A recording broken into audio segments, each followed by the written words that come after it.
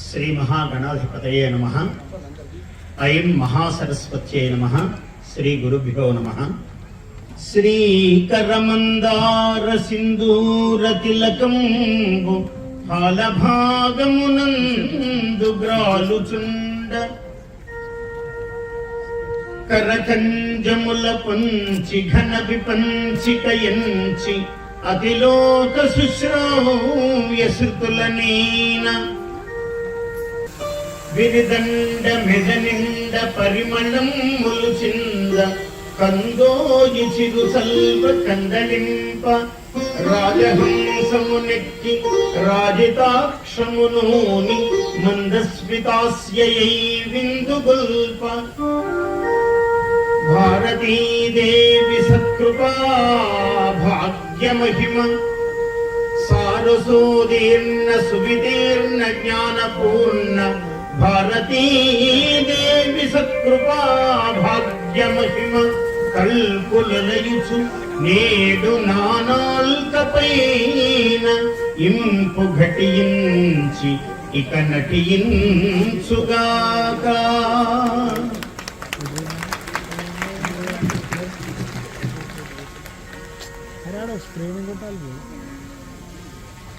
మాన్యులు సోమయాజుల రవీంద్ర శర్మ గారు అయుత చండీ యాగమును ఎన్నో యాగములు చేశారు. 1300 చాలా చిన్న సంఖ్య కాదు. త్రయోదశ శతం అంటే 13కు జయ సంఖ్య అని పేరు. త్రయోదశిని జయతిథి అంటారు.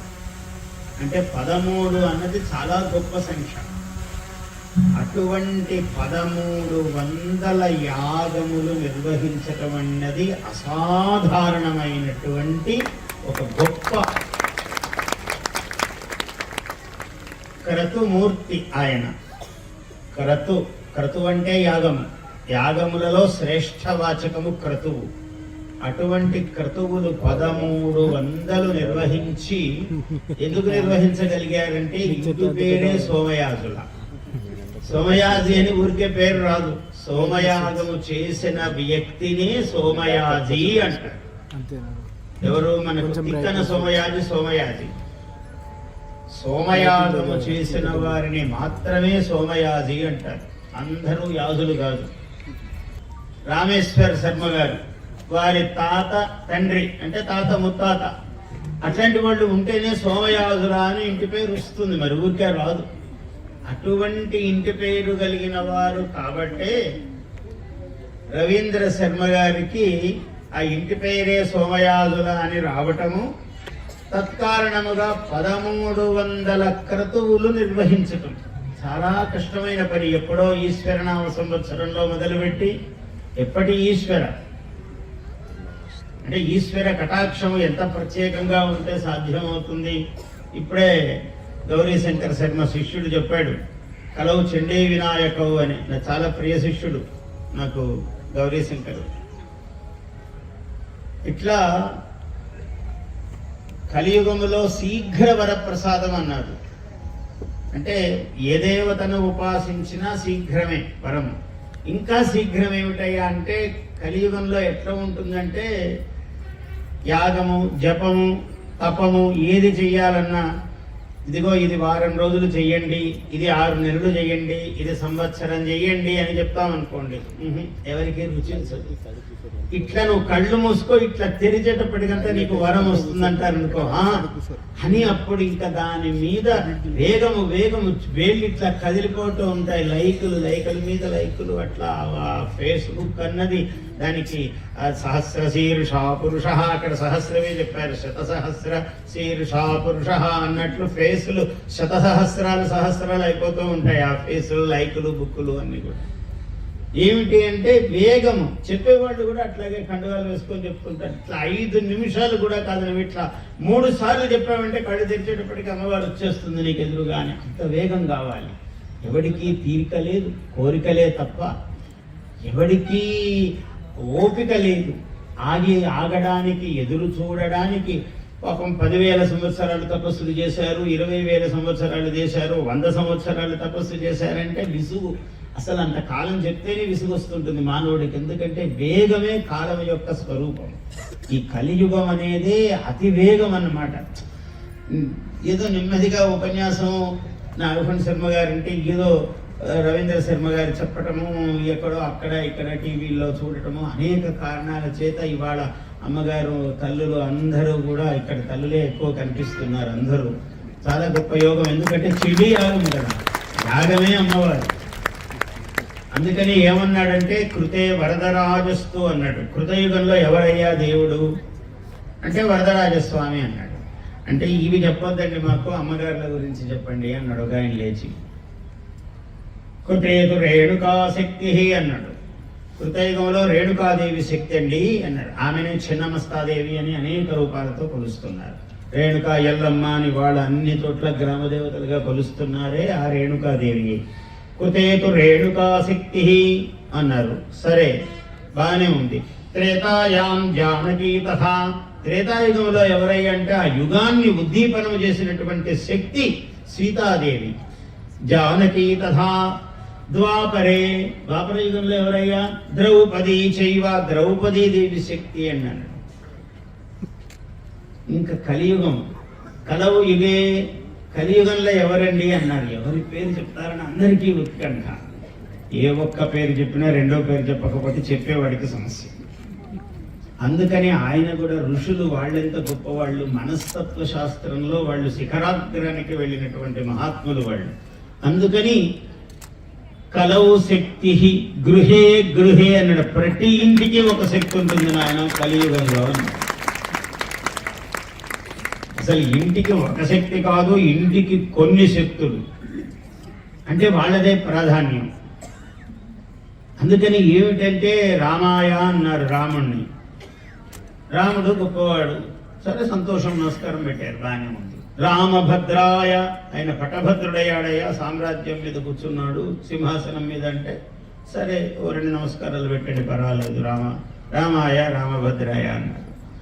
రామభద్రాయ రామచంద్రాయ వేధసే అన్నారు. రామచంద్రాయ, చంద్ర రంజనాత్ చంద్ర అంటే చాంద్రీ లక్షణాత్, వెన్నెలలాగా అందరి మనస్సుల్లో ప్రకాశిస్తూ ఉన్నాడట. అందుకని రామచంద్రుడయ్యా అన్నాడు. ఇంకా సంతోషం కదా అండి, ఓ 3 నమస్కారాలు పెట్టండి. వేధసే, సాక్షాత్ పరబ్రహ్మమూర్తి అయ్యా ఆయన. సంస్కృతంలో బ్రహ్మ అన్నాడు అంటే నపుంసకలింగ శబ్దం అది, అంటే లింగ వచన విభక్తులకు అతీతమైనటువంటి ఒక స్వరూపం. బ్రహ్మ పరబ్రహ్మ అన్నాడు. బ్రహ్మ అని దీర్ఘం తీశారంటే 4 ముఖాల బ్రహ్మ లెక్క అక్కడ. ఈయన పరబ్రహ్మ అన్నారు. అటువంటి పరబ్రహ్మ స్వరూపం వేదాహ, సృష్టికర్త ఆయన. ఆ ముగ్గురిని సృష్టించినవాడు. బ్రహ్మ విష్ణు మహేశ్వరులకు మూలము పరబ్రహ్మ.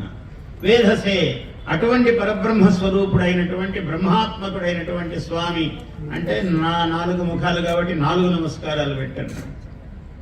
రఘునాథాయ, రఘువంశమునకే మూలమండి ఆయన అన్నాడు. సరే ఒక 5 నమస్కారాలు పెట్టచ్చు ఆయనకి, ఏం తక్కువ. నాథాయ, కేవలం రఘువంశానికే కాదండి అందరికీ నాథుడు, నీకు నాకు అన్నాడు. సరే ఆయనకు ఒక 6 నమస్కారాలు. రఘునాథాయ నాథాయ, అస్సలు చెప్పవలసిన పదం చెప్పండి. ఇంతసేపటి నుంచి ఇదే ఎంతసేపు చెప్తారండి అంటే సీతాయా పతయే నమః అన్నాడు. ఇంత చేసి అమ్మవారు పొంగున ముడి వేసుకుంటే అటు వెనక నడుస్తున్నాడు ఆయన. ఇదిగో ఇది చాలా బాగుందండి, ఈ రూపము గొప్పది అన్నాడు.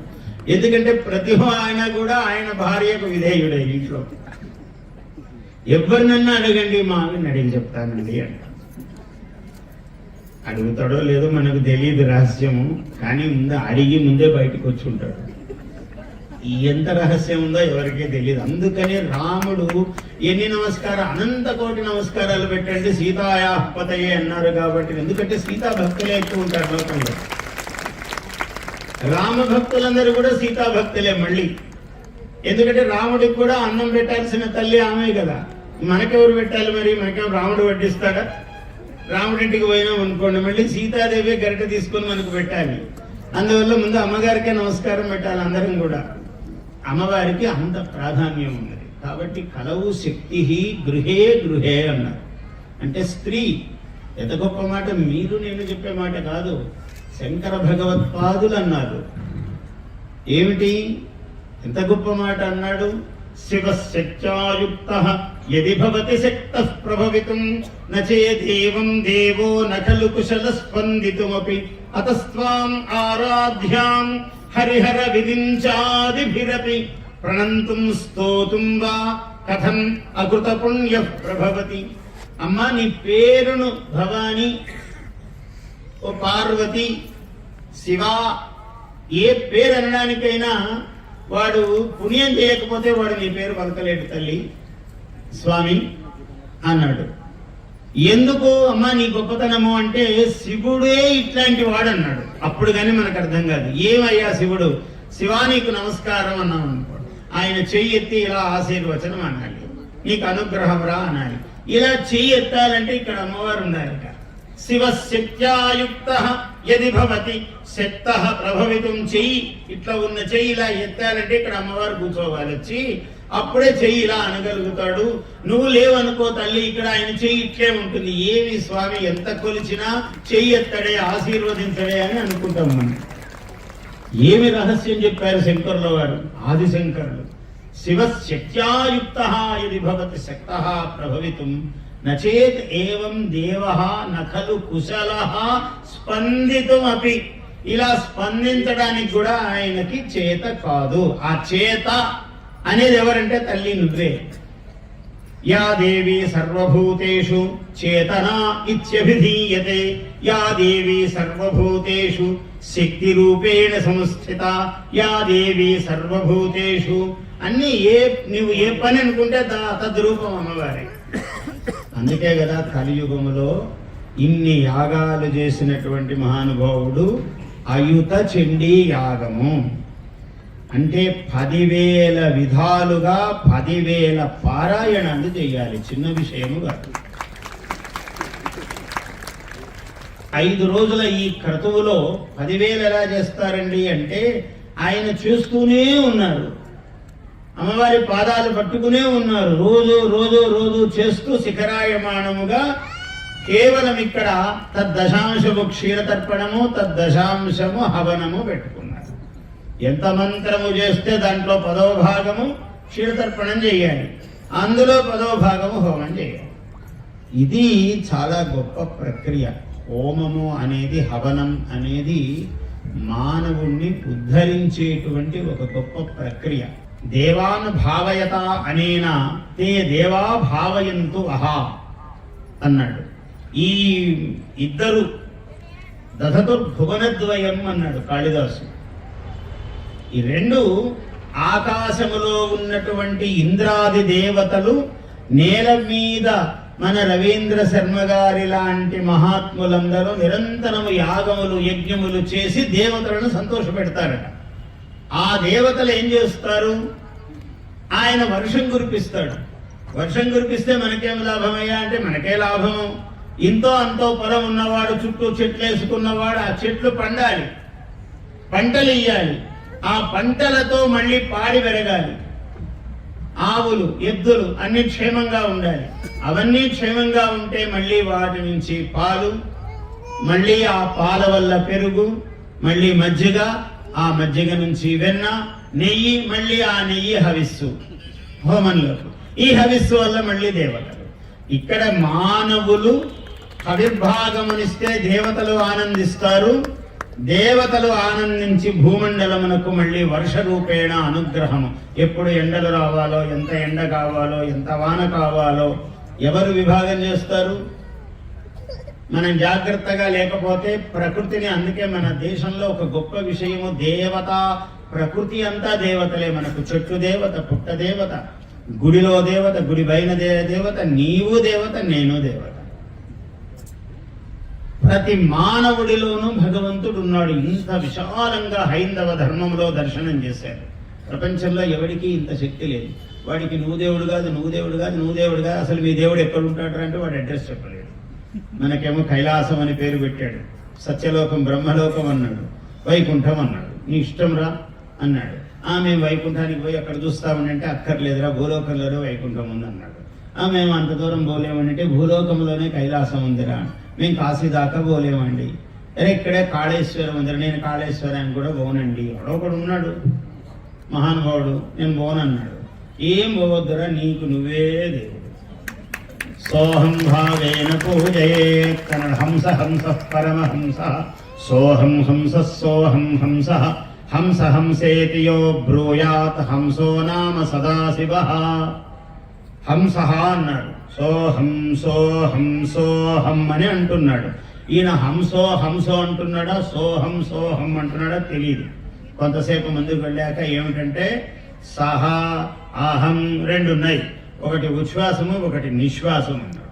ఒక ఊపిరి పీలుస్తున్నాడు, ఒక ఊపిరి వదులుతున్నాడు. దీన్నే యోగము అన్నాడు. యాగమూర్తి, యోగమూర్తి, భోగమూర్తి, రాగమూర్తి, నీ పేర్లు ఎందుకు వచ్చాయి? మన గౌరీ శంకరుడు చెప్తున్నాడు. గురువు గారు ఆయన పెద్ద రాగమూర్తి, యోగమూర్తి, ఈయన యాగమూర్తి. ఈ పేర్లన్నీ ఎట్లొచ్చాయంటే అమ్మవారే యోగ స్వరూపిణి. చిదగ్నికుండ సంభూత దేవకార్య సముద్యత. దేవకార్యము కోసమే వచ్చింది ఆమె, వేరే పనులు ఏమీ లేవు. దేవకార్యం ఎక్కడ జరిగితే అమ్మవారు అక్కడ ఉంటుంది. ఏమిటి దేవకార్యము? యాగము, యజ్ఞము, భజనము, సేవనము, కుంకుమార్చనము, సద్భావనము. మంచి చీర కట్టుకుంటే కూడా అమ్మవారు ఉన్నట్టే. అన్ని ఫారిన్ డ్రెస్సులు వేసుకోకుండా ఉన్నాం అనుకోండి, అమ్మవారు ఉంటుంది. ఫారిన్ డ్రెస్సులో ఉండదా అండి అంటే ఉండొచ్చు. అక్కడ కూడా భావన సరిగ్గా ఉండాలి, భావనము గొప్పగా ఉండాలి. ఆ భావనము బాగుంటే జీవనము గొప్పగా ఉంటుంది. అటువంటి వాళ్ళ దగ్గర అమ్మవారు కొలువై ఉంటుంది. రాగస్వరూప పాషాఢ్య. అమ్మగారు అందరూ లలితా సహస్రనామాలు చెప్తూ ఉంటారు. ఇక్కడ సాక్షాత్తు లలితాదేవి కొలువై ఉన్నది. ఎలా? మహానుభావుడు ఆయనకు స్వప్న దర్శనం ఇచ్చింది. అందరి స్వప్నాల్లో వస్తాయా? అందరు అడుగుతుంటారు, గురుగారు మాకు సింహాలు వెంట తరుముతున్నట్టు కళ వచ్చింది, పాములు తరుముతున్నట్టు వచ్చింది, నీడల్లో పడిపోతున్నట్టు. ఇట్లాంటి కళలు వస్తాయి. వాళ్ళ పుణ్యాన్ని బట్టి కళలు వస్తాయి. మరి ఆయనకేమో అష్టాదశ భుజ ఉన్నటువంటి అమ్మవారు కళలోకి వచ్చింది. ఎంత యోగం అండి, ఎంత పెద్ద విషయం. గొప్పవాళ్ళకి గొప్ప కళలే వస్తుంటాయి. మీరు కూడా అమ్మవారి భావన చేస్తే అమ్మవారే వస్తుంది. ఎప్పుడు భయము, పక్కింటివాడు, ఎదురింటివాడు, మన వెనకింటివాడు, ముందింటివాడు, వాడు 2 అడుగులు ముందుకు జరిగి గోడ కట్టాడు, ఇవే ఉంటే ఇవే వస్తాయి. వాడు ఎప్పుడు గోడలు ఎవడు సరిగ్గా కట్టాడు, ఎవడో జరిగే కడుతుంటాడు. ప్రపంచంలో అదొకటి. వాడికి 10 ఎకరాలు ఉన్నా సరే 10 అడుగులన్నా జరిగి గోడ కడితే తప్ప వాడికి నిద్ర రాదు. వాడు మహానుభావుడు. మరి ఏం చేస్తాము? కాలం అట్లుంది. 10 ఎకరాలు ఉంది కదరా, ఈ 10 అడుగులతో ఏం కావాలి అంటే కొసరు. పాపం 10 కిలోలు బేరమాడి వంకాయలు కొన్నాడు. ఓ 4 వంకాయలు ఇలా వాడు చూసో చూడకుండానో ఇలా వేసుకుంటే తప్ప వాడికి ఆ పప్పు, ఆ వంకాయతో పప్పు అన్నం తిన్నట్టు ఉండదు. వాడికి ఏం చేస్తాం? వాడి జాతకం, వాడి జన్మ విశేషం. మహాత్ముడు అట్లా పుట్టాడు, వాడి పుట్టుకలోనే అది ఉంది విశేషం. అందువల్ల ఆమె అవతల కూరగాయలు అమ్మే ఆమె పాపం ఏదో కష్టపడి తల మీద పెట్టుకుని లేదా బండి దోసుకొని వస్తే 10 కిలోలు కొన్నాడు కదా. 4 వంకాయలు వేసుకోకపోతే ఏమైంది వీడికి? కానీ మళ్ళీ 4 వంకాయలు ఆమె చూడకుండా అటు తిరిగినప్పుడు ఇటు తిరిగినప్పుడు ఒక 4 వేసుకుంటే వాడికి ఏమో మేరు పర్వతం మీద కూర్చున్నంత ఆనందం కలుగుతుంది వాడికి 4 వంకాయలలో. అది మానవుడి మనస్తత్వం. అందుకని ఇట్లా మనం ఈ ప్రపంచములో విషయాలుంటే అవే వస్తాయి మనకు స్వప్నములో. ఎవరు భగవద్ భావన కలిగి ఉంటారో అట్లాంటి వాళ్ళకి ఆయన 18 భుజాలతో. నేను అమ్మవారిని చూడగానే నాకు ఎప్పుడో నా పాట గుర్తొచ్చింది. అష్టాదశ భుజ కళ్యాణి ఇష్టార్థ వరదా శర్వాణి అని ఎప్పుడో పాట రాశాను. రాయటం అంటే నేను పాడటమే. పాడిన తర్వాత ఎప్పుడో మా వాళ్ళు రాస్తారు ఇంట్లో కూర్చొని. అష్టాదశ భుజ నాకు అమ్మవారు అట్లా దర్శనం ఇచ్చింది. అష్టాదశ భుజ కళ్యాణి ఇష్టార్థ వరద శర్వాణి. 18 భుజములు అంటే ఆమెకి ఇవ్వడానికి ఆయన 2 చేతులా ఇస్తుందండి అమ్మవారు వరాలు అన్నారు. 2 చేతులతో ఇస్తుందన్నాడు, 4 చేతులతో ఇస్తుందన్నాడు. 18 చేతులు ఉన్నాయనుకోండి అమ్మవారికి. ఇంకా ఇవ్వడమే పని ఆమెకు. తీసుకునే వాళ్ళు వాడే శ్రమపడి తీసుకోవాలి వరాలు. అటువంటి అమ్మవారు ఆయనకు దర్శనం ఇచ్చింది. ఎంత గొప్ప విషయం. అందుకని ఈ చుట్టూ అనేకమైనటువంటి అమ్మవార్లు అటువైపు జోగులాంబ, ఇటువైపు ఇంకో అమ్మవారు, 4 వైపులా ఉండగా మధ్యలో లలితా పరమేశ్వరీ దేవి, లలితాదేవి 18 భుజాలతో వెలిసింది అంటే ఇది నేను తూప్రాన్ అంటే ఏంటో పేరు ఇలా ఉంది అనుకున్నా. నాకు దారిలో చెప్పారు తూర్పు రాణి అని. ఈమె తూర్పేమి, అన్ని దిక్కులకు రాణి. ఆమె ఒక తూర్పుకే రాణి కాదు ఆమె రాణి ఎంత గొప్పది అంటే ఎన్ని ఐశ్వర్యాలైనా రాణి తూర్పుకు, అందుకని తూర్పు రాణి అని అయింది. ఇంకా రాణి అని అన్ని రావాలి. అట్లా నా పడకపోతే కూడా ఉపయోగమే. తూర్పు రాణి అని, ఈ తూర్పుకి ఇంకా రాణి. ఇక్కడ రాణి నువ్వు నా పలికినా అనా పలికినా ఎక్కడైనా ఆమె ఉంది. ఆ అక్షరాలు ఏమి, ఏ అక్షరమైనా ఆమె. నేను ఒకసారి ఒక పాట పాడాను, అక్షరాలు తేడా అంటే ఎట్లుంటుంది అని.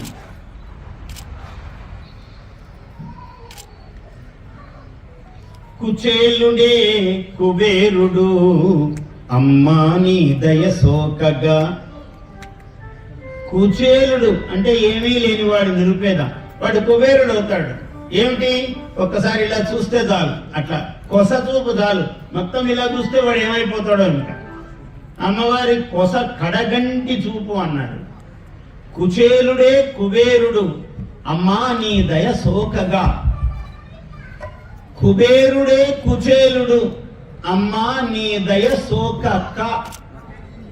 అక్షరమే తేడా ఉంది. కుబేరుడే కుచేలుడు అమ్మా నీ దయ సోకక్క. ఏం తేడానండి? అక్షర మాత్రమే అంత భేదమా, అది నీ దయగాక. అక్కడ సోకగా అన్నాము, సోకక్క అన్నాము, గాక. అక్షర మాత్రమే అంత భేదమా, అది నీ దయగాక. అందువల్ల అమ్మవారు ప్రతి అక్షరంలోనూ అమ్మవారు కొలువై ఉన్నది. అటువంటి అక్షర స్వరూపిణి అయినటువంటి అమ్మవారు లలితా పరమేశ్వరీ దేవి అయి, లలిత అంటేనే చాలా లలిత అంటే తేలిక, నీకు సులభంగా అందే అమ్మ అన్నారు. చండీ సా చండీ నవకోటి మంత్ర సహితామాం పాతు విశ్వేశ్వరి.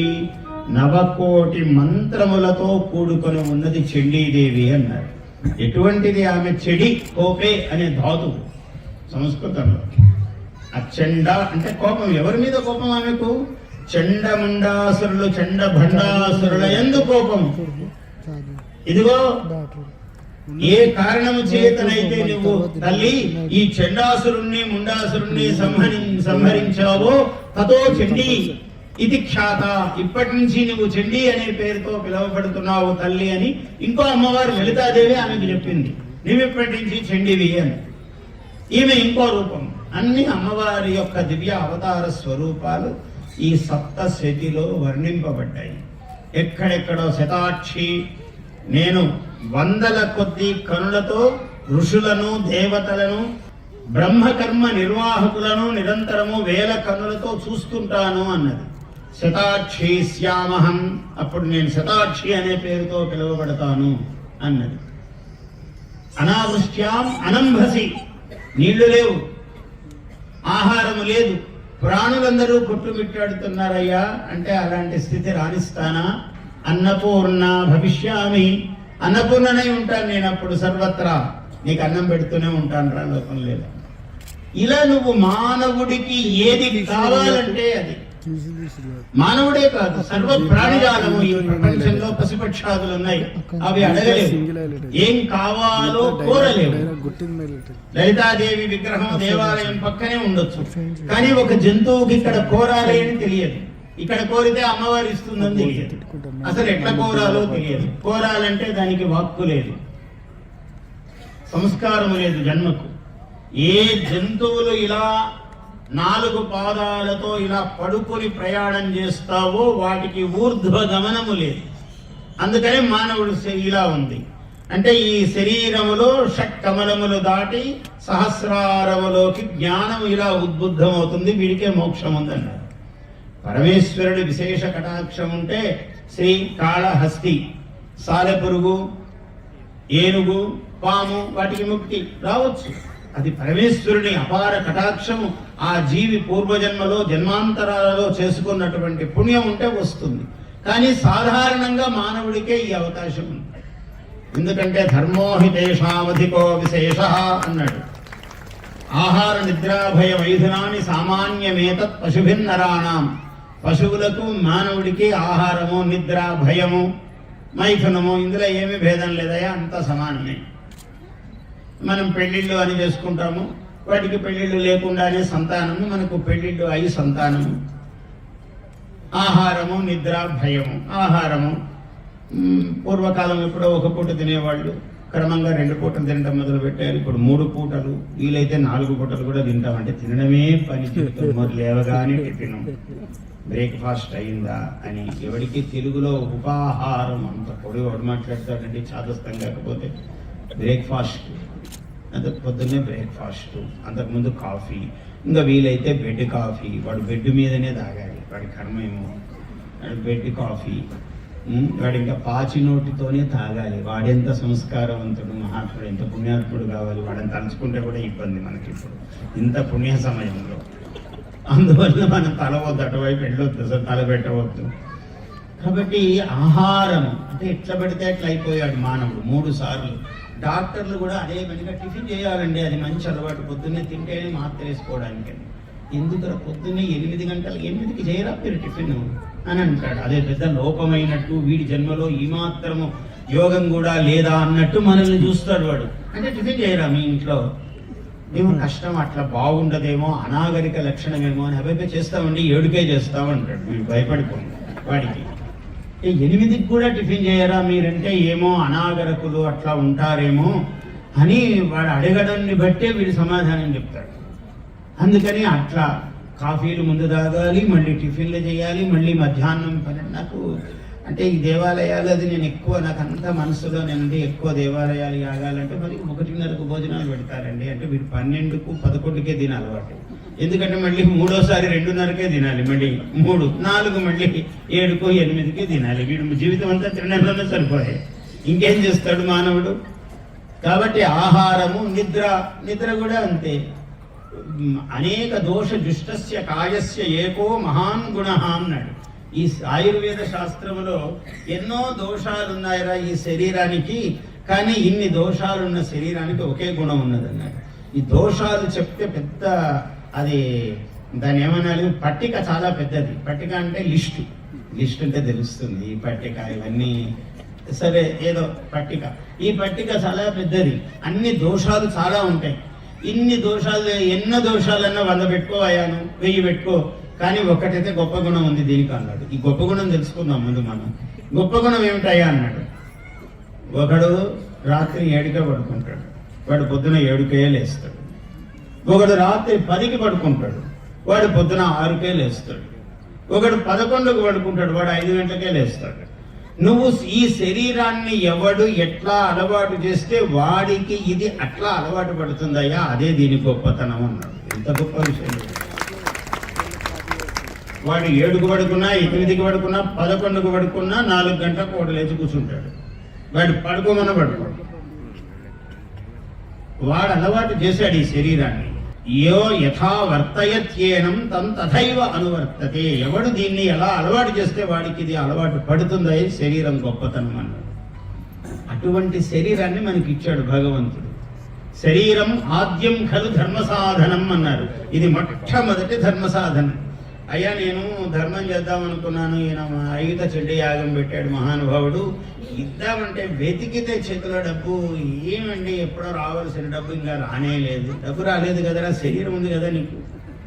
అంటే శరీరంతో ఏం చేయాలంటే నీ ఏం చేయకూడదు, అక్కడ వెళ్ళి కసుగుడ్చు, అక్కడ వెళ్ళి ఒక 10 బిందెలు నీళ్లు పట్టిపోయి, లేదంటే బోరింగ్ వేసుకున్నాడు, బోరింగే కొట్టు.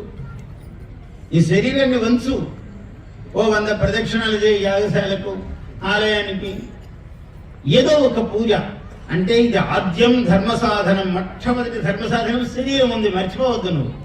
డబ్బు తర్వాత సంగతి, రెండవది. ముందు శరీరం ఉందా లేదా నీకు. అందుకని దీనికి ఇంత ప్రాధాన్యం ఇచ్చాడు. ఈ శరీరం ఇంత గొప్పదిరా అన్నాడు. అందుకని శరీరం ఉంది కదా అంటే పుణ్యాత్మ దేహో దేవాలయ ప్రోక్త జీవో దేవ సనాతన. ఈ శరీరము పరమ పావనమైనది, పుణ్యమైనది అన్నాడు. ఈ ధర్మమే చెప్పింది. ఎవడో వచ్చి నువ్వు పాపివి అన్నాడు. పిచ్చివాడా, నువ్వు నీకు పాపం ఎక్కడుంది, వాడెమ్మడి పడి తిరగొద్దు, వాడు చెప్పేవాడే పాపాత్ముడు. నీకు ఈ మాట ఎవడు చెప్తే వాడు పాపాత్ముడని గ్రహించు, కానీ నువ్వు పుణ్యాత్ముడివి, నువ్వు బోల్తా పడద్దు. వాడు చెప్పాడు. నీ పుణ్యం ఏమైందిరా? మీ తల్లిదండ్రులు పుణ్యం చేశారు, మీ తాతలు పుణ్యం చేశారు, లేకుంటే నువ్వెట్లా పుట్టావు? వాళ్ళందరూ పుణ్యం చేయబట్టే నువ్వు మంచి సంప్రదాయం గల హైందవ సనాతన ధర్మంలో పుట్టావు. ఇంతకన్నా ఏం కావాలి నీకు? ఇందులో పుట్టడమే పుణ్యం. నీకు పాపం ఎక్కడుంది?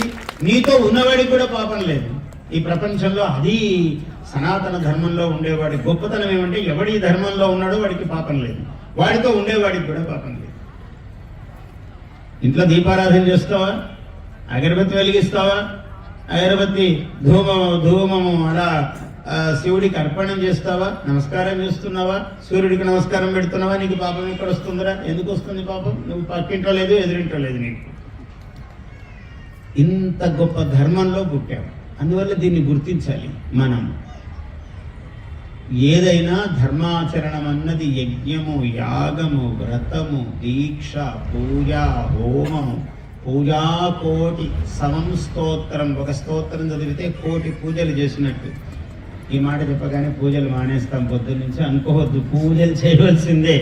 స్తోత్రం గొప్పదన్నామని వెంటనే పూజలన్నీ మానేయవద్దు, అంత తేలిక కాదు. ఎందుకంటే రెండో మెట్టు ఎక్కాం కదా అని ఒకటో మెట్టు తీసేసామనుకోండి, వాడు ఒకటో మెట్టు కూడా కాదు, నేల మీదకి పడిపోతాడు. అందుకని ఒకటో మెట్టు, రెండో మెట్టు, 20వ మెట్టులో ఉండేవాడు కూడా 19 మెట్లు కింద ఉండాల్సిందే. 90వ మెట్టులో ఉండేవాడికి కూడా 89 మెట్లు కింద ఆధారము కావాల్సిందే. మన దగ్గర ప్రపంచంలో ఉన్న ఒకే దేవుడు, ఆ పైకి వెళ్ళాక ఒకడేరా దేవుడు, నిరాకారో నిరంజన అని చెప్పాడు. ఆ నిరాకారుడు నిరంజనుడు అన్న మాట ఇంకొకడు తీసుకుని వాడు దేవుడు అనేవాడు ఒకడే అని చెప్పి వాడు నానా యాతన పడుతున్నాడు. దేవుడికి రూపం లేదన్నాడు. లేదన్న తర్వాత వాడు ఇంకా మెళ్ళో వేసుకోకూడదు, ఎదురుగా ఉండకూడదు. వాడు ఎంత హింస పడుతున్నాడో చెప్పడానికి లేదు. ఎందుకంటే దేవుడు ఉంటేనే వ్యవహారం నడుస్తుంది. ఇది మన వాళ్ళకి రహస్యం తెలుసు. ఇక్కడి నుంచి ఉన్నాడని మెట్లు కట్టుకుంటూ వెళ్ళారు. 99వ మెట్టు దాకా ఉండి నువ్వే దేవుడివిరా అంటే 99 దాటేటప్పటికి వీడే దేవుడు అవుతాడు. అప్పుడు ఏ రూపం అక్కర్లేదు. అక్కడ నీకు రూపం లేదన్నాడు. ఇక్కడి నుంచి రూపం లేదంటే వీడు ఇక్కడే ఉండిపోతాడు, మెట్లెక్కేది ఉండదు వీడు. అందువల్ల అంత పైకి ఎక్కించడానికి రూపం అనేది ఉన్నది. అంటే రూపములో ఉన్నాడు, రూపము లేకుండాను. రూపం లేకుండా ఉండడం బాగుంది కదా అని తీసుకుంటే వాడు అడుగడుగునా దెబ్బతింటున్నాడు, రూపం చూపించలేడు. వజ్ర కిరీటాలు, వైభవాలు, మహాలక్ష్మీదేవి పద్మంలో కూర్చుంటుంది. ఎన్ని ఆకర్షణలు, ఎంత యోగము. వీణ పట్టుకుంటుంది అమ్మవారు, ఒక ఆమె సరస్వతీదేవి. ఆమెను చూస్తే చాలు చదువు వస్తుంది. మరి వీడు ఏమీ లేకుండా కళ్ళు మూసుకునే సరస్వతి వీణ ఊహించగలడా? అసాధ్యం. చూశాడు కాబట్టి పోతన గారు పద్యం చెప్పారు. శారద నీరదెందు ఘనసార పటీర మరాళ మల్లికాహార తుషార హేన రజతాచలకాశ ఫణీశ కుంద మందార సుధాపయోధి సతతామర సామర వాహిని శుభాకార తనుప్పు నిన్ను మదిగానగన్ ఎన్నడు కల్గు భారతి.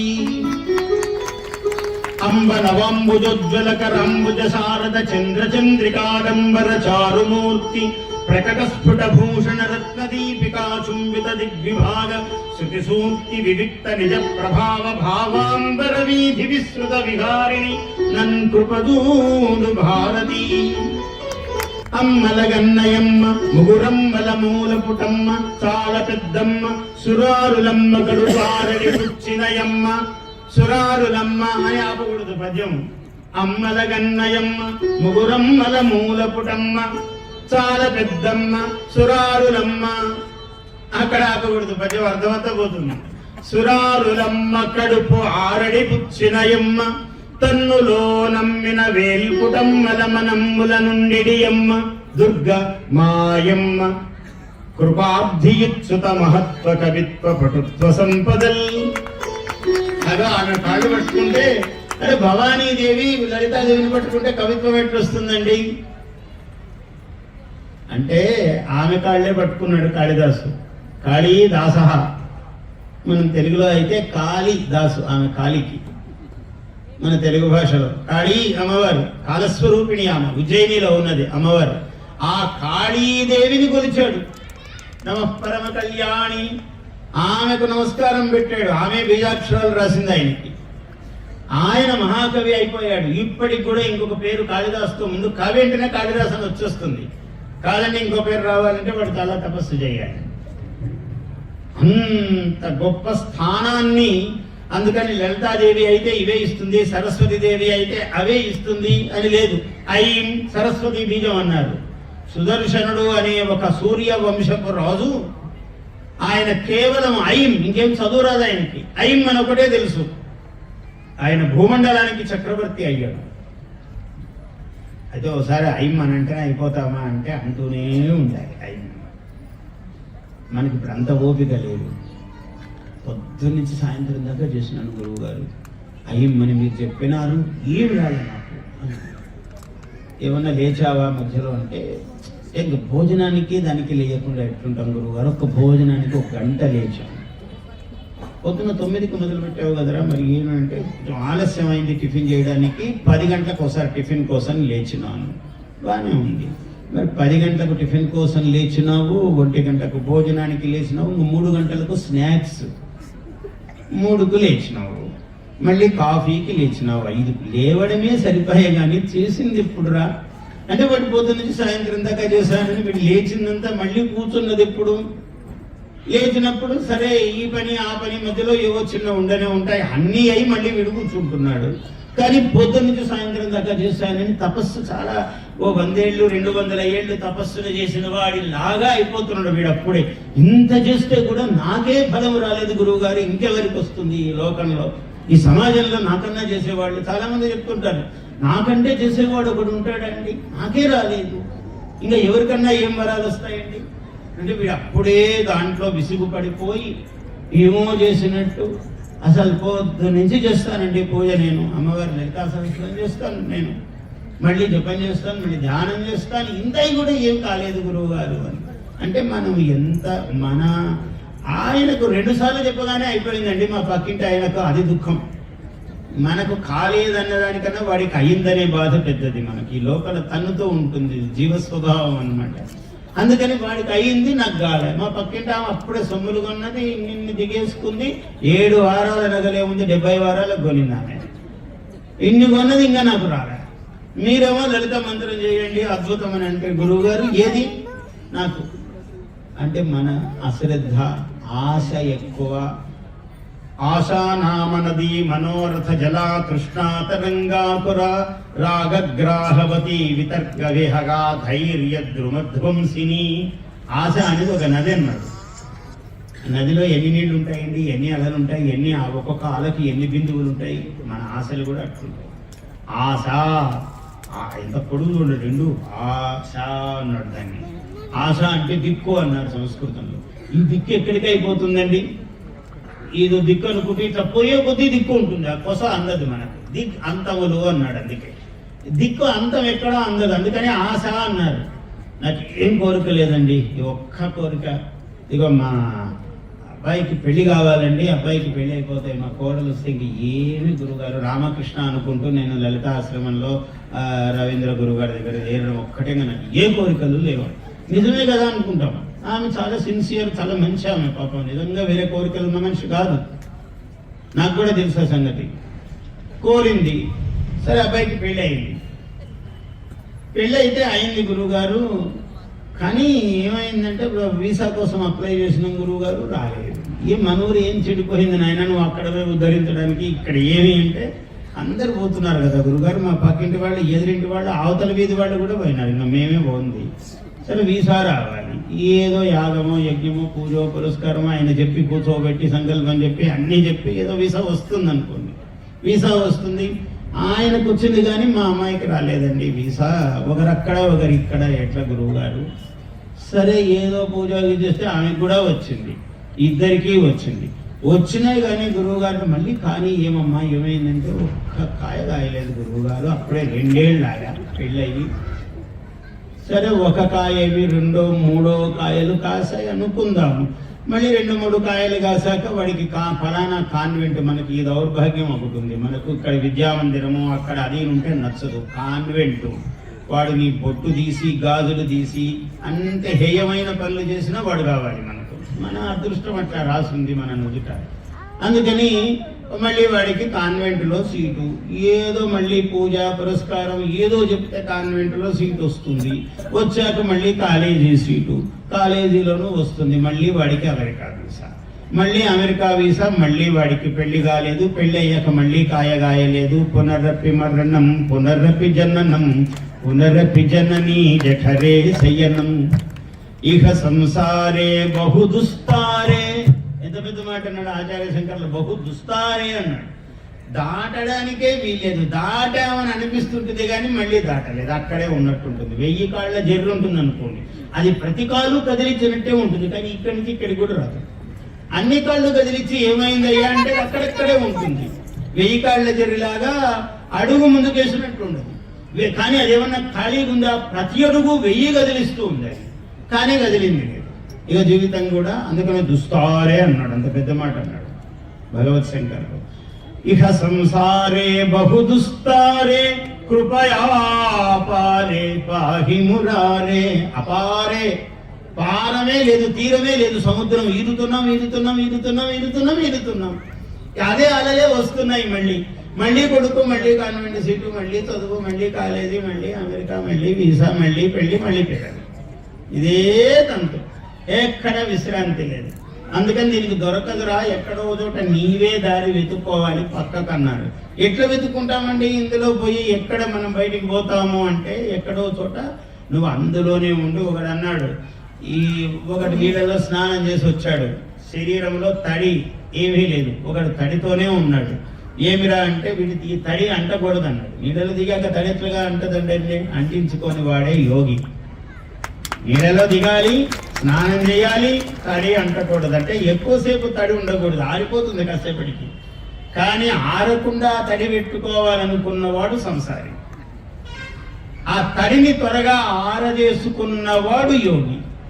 ఒకడు బయట కూర్చున్నాడు, నీళ్ళలో దిగలేదు, నాకు తడి అంటలేదండి అంటే పనికిరాదురా, దిగి అంటకుండా ఉండాలి, వాడు యోగి. నేను దిగకుండా ఉన్నానండి బయటే అంటే తడి అంటలేదంటే నీ గొప్పతనం కాదు. అది సంసారం అనేది కూడా దీన్ని జలధి అన్నారు, సముద్రం అన్నారు.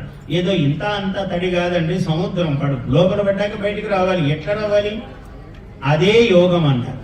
అందువల్ల ఇటువంటివన్నీ ఎలా అంటే ఇంతో అంతో పుణ్యం రావాలి. ఎవడో విమర్శిస్తాడు అనుకోండి, ఎప్పుడు యాగాలు యజ్ఞాలు, నీకేం పుణ్యం వచ్చిందండి? నీవు పుణ్యమైన పనులు, నువ్వు నిజమైన మంచి పనులు చేయాలి, కానీ అక్కడే కూర్చుంటాయంటే నువ్వు తెలియకుండానే తప్పులు చేస్తూ ఉంటావు. తెలియకుండా చేసేటువంటి తప్పులు పాపాలన్నీ పోవడానికే యజ్ఞమో యాగమో క్రతువో పూజో పురస్కారమో దేవతార్చనమో మంగళహారతియో ఇవన్నీ జరగాలి. ఇవన్నీ జరుగుతూ ఉండగా నీకు క్రమంగా పాపము దూరమై పుణ్యానికి దగ్గరికి అవుతావు. ఇది ఒకనాటికి అయ్యే పని కాదు. ఇది అనేక జన్మ పరంపరల చేత 84 లక్షల జీవరాశులు అన్నాడు. ఇప్పుడు మనిషి అయి పుట్టాము, రేపేమవుతామో తెలియదు. ఈ మధ్యలో ఉన్నాం మనం. మానవుడు అన్నవాడు ఇటు కిందికి, క్రింది జన్మములు కీడు నరకములు, అందడి స్వర్గాలవే పైన అన్నాడు అన్నమాచార్యుడు. క్రింది జన్మములు కీడు నరకములు. ఇక్కడి నుంచి కిందికి పోయాం అనుకోండి, పామవుతామో, తేలవుతామో, పురుగు అవుతామో, పుట్రవుతామో తెలియదు మనకు. కీడు నరకము, అందని స్వర్గాలు అవే పైన. ఒక్కడుగు పైకి అయిరా, నువ్వు స్వర్గమో దాని దాటితే ముక్తి. స్వర్గం కూడా గొప్ప అనలేమన్నవాడు. ఇంకో భాష వాడికి, ఇంకో జాతి వాడికి, వాడికి ప్యారడైజ్ అంటాడు, స్వర్గమే తెలుసు. దానిపైన ఉందో ముక్తి వాడికి తెలియదు, పదమే లేదు. ఆత్మ అన్నాడు వాడు, సోల్ అన్నాడు, మైండ్ అన్నాడు, మనస్సు, చిత్తము, బుద్ధి, అహంకారము. నువ్వు అసలు తలదిరిగిపోతుంది వాడికి. ఇన్ని పదాలు లేవండి, ఏదో ఒకటి చెప్పండి నాకు. అందుకని వాడు వెంకటేశ్వర్లు అంటే లు అని రాశాడు. ఎందుకంటే వై వెంకటేశ్వర్లు ఇంత పలకలేడు వాడు, వైవి లు అన్నాడు. వాడు లు, లీ, లో ఇట్లాంటివే పలుకుతాడు వాడు, ఇంకెక్కువ పలకలేడు. అంటే వాడు ఏ శ్రమకు ఓర్చాడు అనమాట, వాడు సులభంగా అయిపోవాలి. వీడేమో ఇంత పొడవు పేరు పెట్టుకున్నాడు కనుక అమరనాథ వెంకట సత్య సుబ్రహ్మణ్య సత్యనారాయణ వెంకటేశ అని పెడతాడు కొందరికి పేర్లు. దేవతలు భూమండలంలో ఉన్న దేవతలన్నీ పెట్టి అప్పుడు శర్మ అని పెట్టుకుంటాడు. అందుకని ఇంక వెళ్లకుండా వాడిని చింటూ చింటూ అని పిలుస్తారు. మొత్తం అయిపోయింది, చింటూలో మొత్తం సర్వము భూమండలం అంతా ఉన్నట్టే. భూమండల దేవతలందరూ చింటూ. మొత్తం అయిపోయింది. అంటే మరి ఏం చేస్తాడు వాడు, ఇంత పొరుగు పేరు ఉంటే? అట్లా అట్లా అదే అయిపోవద్దు, ఇట్లా పలకలేని స్థితి రావద్దు. ఆ మధ్య మార్గంలో అందుకని పుణ్యము పురుషార్థము 84 లక్షల జీవరాశులు దాటుకొని ఎక్కడో మానవ జన్మ ఎత్తాము. ఈ మానవ జన్మ ఎత్తినందుకు సార్థకముగా పుణ్యము ఎలా లభిస్తుంది? ఎవడో చెప్పేవాడు చెప్తాడే, పుణ్యం లేదు పాపం లేదు ఎవడు చెప్పాడండి ఇవన్నీ అంటుంటాడు ఒకడు. వాడి మతి వైభవం, వాడికి ఏం దోస్తే అది మాట్లాడుతుంటాడు. సోషల్ మీడియా అయిపోయింది కదా పాపం. మన జీవితం అంతా అందరి చేతుల్లో పడిపోయింది, మన చేతుల్లో లేదు.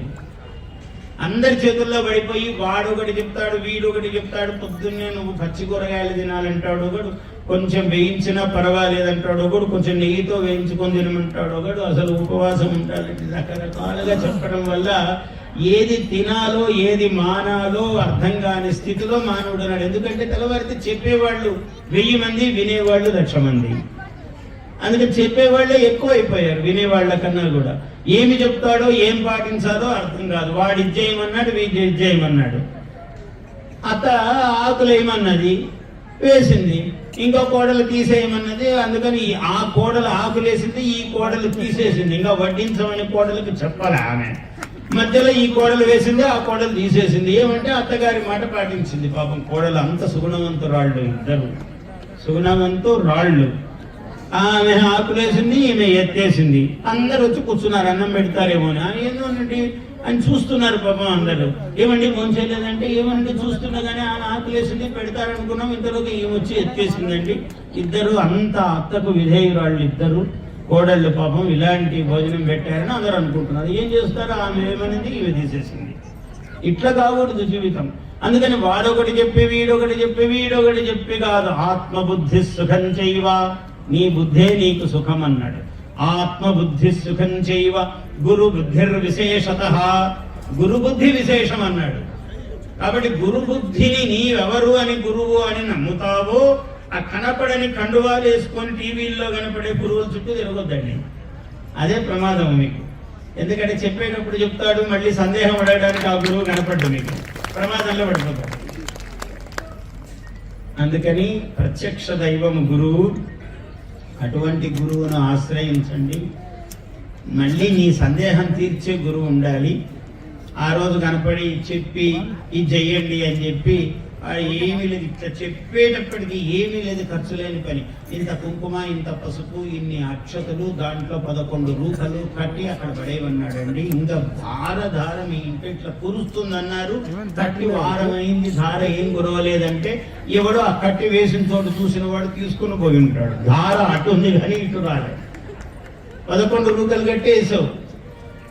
ఎందుకు ఇవన్నీ చేయటం? ఎందుకు? నువ్వు భక్తి, అమ్మవారు, ధ్యానము, వాంగ్మయము ఇంతుంది. కనకధారా స్తోత్రము వినండిరా, 40 రోజులు పద్ధతిగా నీకు ఐశ్వర్యం కురుస్తుంది అన్నారు శంకరుల వారు. లక్ష్మీ స్తోత్రం ఉందిరా వినండి అన్నాడు. హిరణ్యవర్ణాం హరిణీం సువర్ణరజతస్రజాం చంద్రాం హిరణ్మయీం లక్ష్మీం. ఇంత అద్భుతమైన వేదములో స్తోత్రం ఉంది, విను. అమ్మవారు మహాసరస్వతీదేవి అద్భుతంగా కీర్తింపబడింది. అటువంటి స్తోత్రాలు వినాలి. ఇవన్నీ మనం మానేసి ఎవడో ఏదో చెప్పాడని పరిగెత్తిపోతే ఏమొస్తుంది? మనకేమీ రాదు. యాగము, యజ్ఞము, క్రతువు, దానము, ధర్మము నీకు ఉన్నంతలో. నేను 1 కోటి రూపాయలు వచ్చాక నేను 1,00,000 రూపాయలు దానం చేయాలని అనుకుంటే ఉపయోగం లేదు. నీ దగ్గర 10 రూపాయలు ఉన్నప్పుడు పావలా దానం చేస్తే నీకు 1 కోటి రూపాయలు వచ్చే అవకాశం ఉంటుంది. అప్పటిదాకా నేనేం చేయను, వచ్చాక చేస్తానంటే వాడు చెయ్యడు అని అర్థం. ఏదైనా ఇగో నేను కొంచెం కాగానే నేను ఇంకా 3 నెలల తర్వాత ఒక దీక్ష మొదలు పెట్టాలనుకున్నానండి అన్నాడు అనుకోండి ఎవడైనా, వాడు ఎప్పటికీ దీక్ష మొదలు పెట్టాడని అర్థం. ముందు నువ్వు రోజులో ఒక అరగంట గంట దీక్ష పాటిస్తే నువ్వు 3 నెలల తర్వాత ఒక 40 రోజుల దీక్ష చేస్తావు. అసలు రోజు నేనేం చేయను 3 నెలల తర్వాత చేస్తానంటే వీడు రోజు ఏమైందిరా, ఇంతకాలం వృధా అయిపోయాయి కదా, నీకు దీక్ష ఏమి నీకు? అందుకని దీక్ష, లక్ష్యము, సేవ, మానవ జీవనంలో క్రమశిక్షణ అనేవి ఏ రోజుకు ఆ రోజు రావాలి తప్ప నేను 3 నెలల తర్వాత ఇంకా నేను తెల్లవారుజామున 3కే లేయాలనుకున్నాను వాడు అన్నాడు అనుకో, ఇప్పుడు 7కు లేస్తున్నాడు. 3 నెలల తర్వాత ఎట్లా లేస్తావురా? ఇప్పుడు కూడా కొంత ప్రయత్నించి 7ను 6 చేసుకొని 6ను 5 చేసుకుని 5ను 4 చేసుకుంటే 3 నెలల తర్వాత నువ్వు 3 కేలు వేయగలుగుతావు. ఇప్పుడంతా నువ్వు 8కి లేచి అప్పుడు నేను 3 కంటే ఎట్లా లేయగలుగుతావు? అసాధ్యం. అంటే మన కళ్ళకు కనబడుతూ ఉన్నది ఆ ఫలం ఏమిటో. అలా కాకుండా యజ్ఞయాగాది క్రతువులు, దీక్షలు, సరస్వతి ముఖ్యముగా పిల్లలకు చదువులు నేర్పించండి, పద్యాలు నోటికి రానియండి. ముందు మనకొస్తే మన పిల్లలకు వస్తాయి. కోపము, ఉబ్బును, గర్వము ఇవన్నీ మనకు సుమతి శతకములో ఇది తిక్కన గారి పద్యం అనుకోండి. మహాభారతంలో అంత పైకి వద్దు, కానీ చిన్న పద్యాలు. మామూలుగా తన కోపమే తన శత్రువు, తన శాంతమే తనకు రక్ష, దయ చుట్టంబవు, తన సంతోషమే స్వర్గము.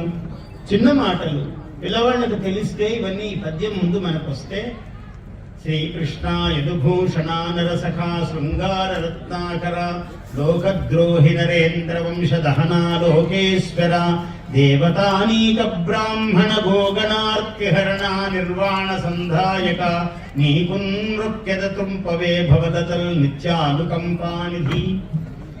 మన నోటికొస్తే పిల్లలకు పద్యాలు వస్తాయి.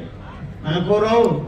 మనమే సినిమా పాటలు విని విని విని ఈ రంగు చీర ఈ హీరోయిన్ ఎన్నిసార్లు కట్టింది ఈ సినిమాలో, ఇది ఒక బ్రహ్మ విద్య, ఇది తెలియకపోతే నీ జీవితానికి లోపము.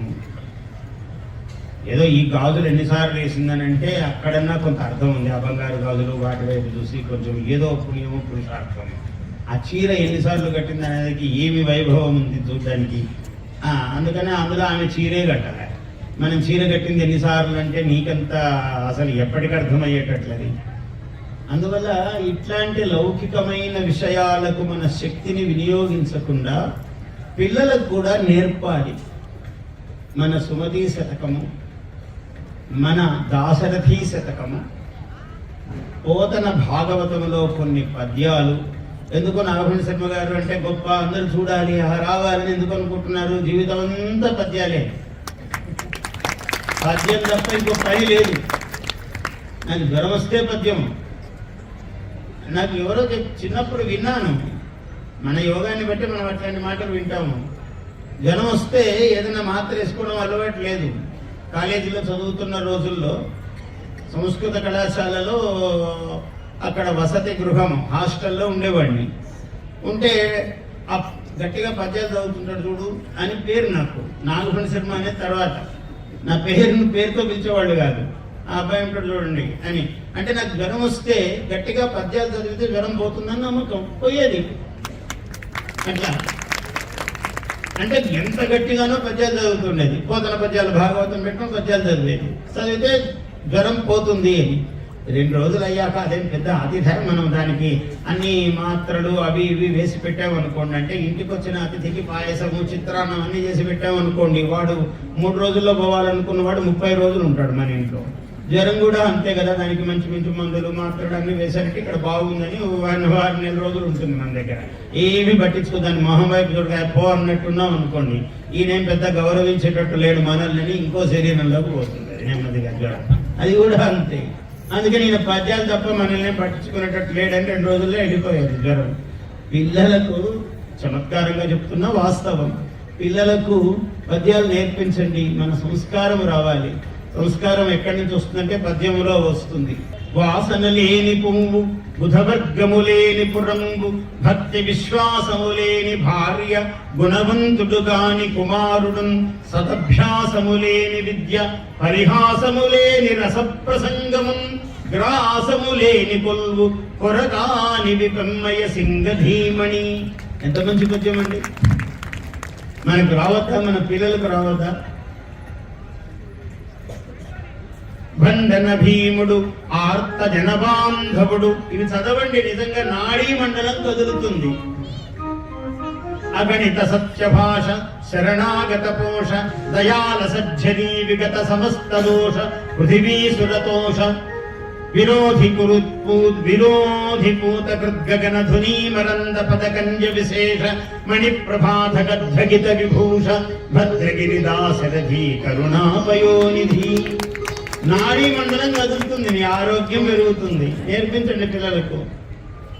ఇవి ఏమీ రాకుండా మనం అన్ని ఇవి పూసి ఆ క్రీములు పూసి ఈ క్రీములు పూసి ముఖాన 6 వారాల తర్వాత చూడండి అంటే లేనిపోనివన్నీ మొహం మీద వచ్చి వాడు 6 పర్యాయాలు ఒక్కొక్కరు కొంటే వాడు బిజినెస్ అయిపోయా, కంపెనీ మూసేస్తాడు. ఇది కంప్లైంట్ సెల్ ఒక నంబర్ ఇస్తాడు, అది పలకదు, చేస్తే ఎక్కడ పోతుంది, రాంగ్ నంబర్, ఎవడో ఆన్సర్ చెప్పేవాడు కూడా ఉండడు, మనకు చేసేంత తీరిక ఉండదు. ఈ 6 వారాలు వాడిన క్రీమ్ కాదు, ఇందులో ఇంకో అడ్వర్టైజ్మెంట్ వస్తుంది, దాని బట్టి ఇంకో 6 వారాలు పడుతుంటాం. దీంతోనే సరిపోయాయి జీవితం అంతా. పద్యం రావాలి మనకు, మన పద్యము, మన సంస్కారము, మన ఇవి వస్తే ఇవన్నీ ఏమవసరం లేదు.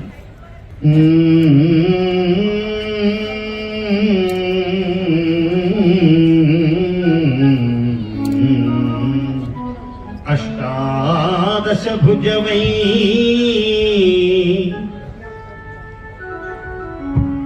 అష్టాదశ భుజ లలితా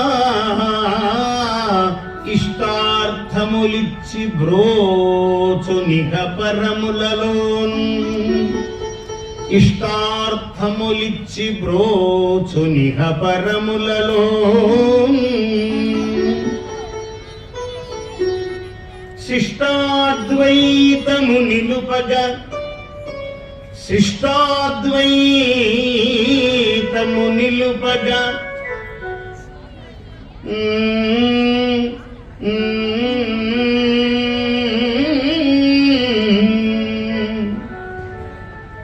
శిష్టునిగా శ్రీరవీంద్ర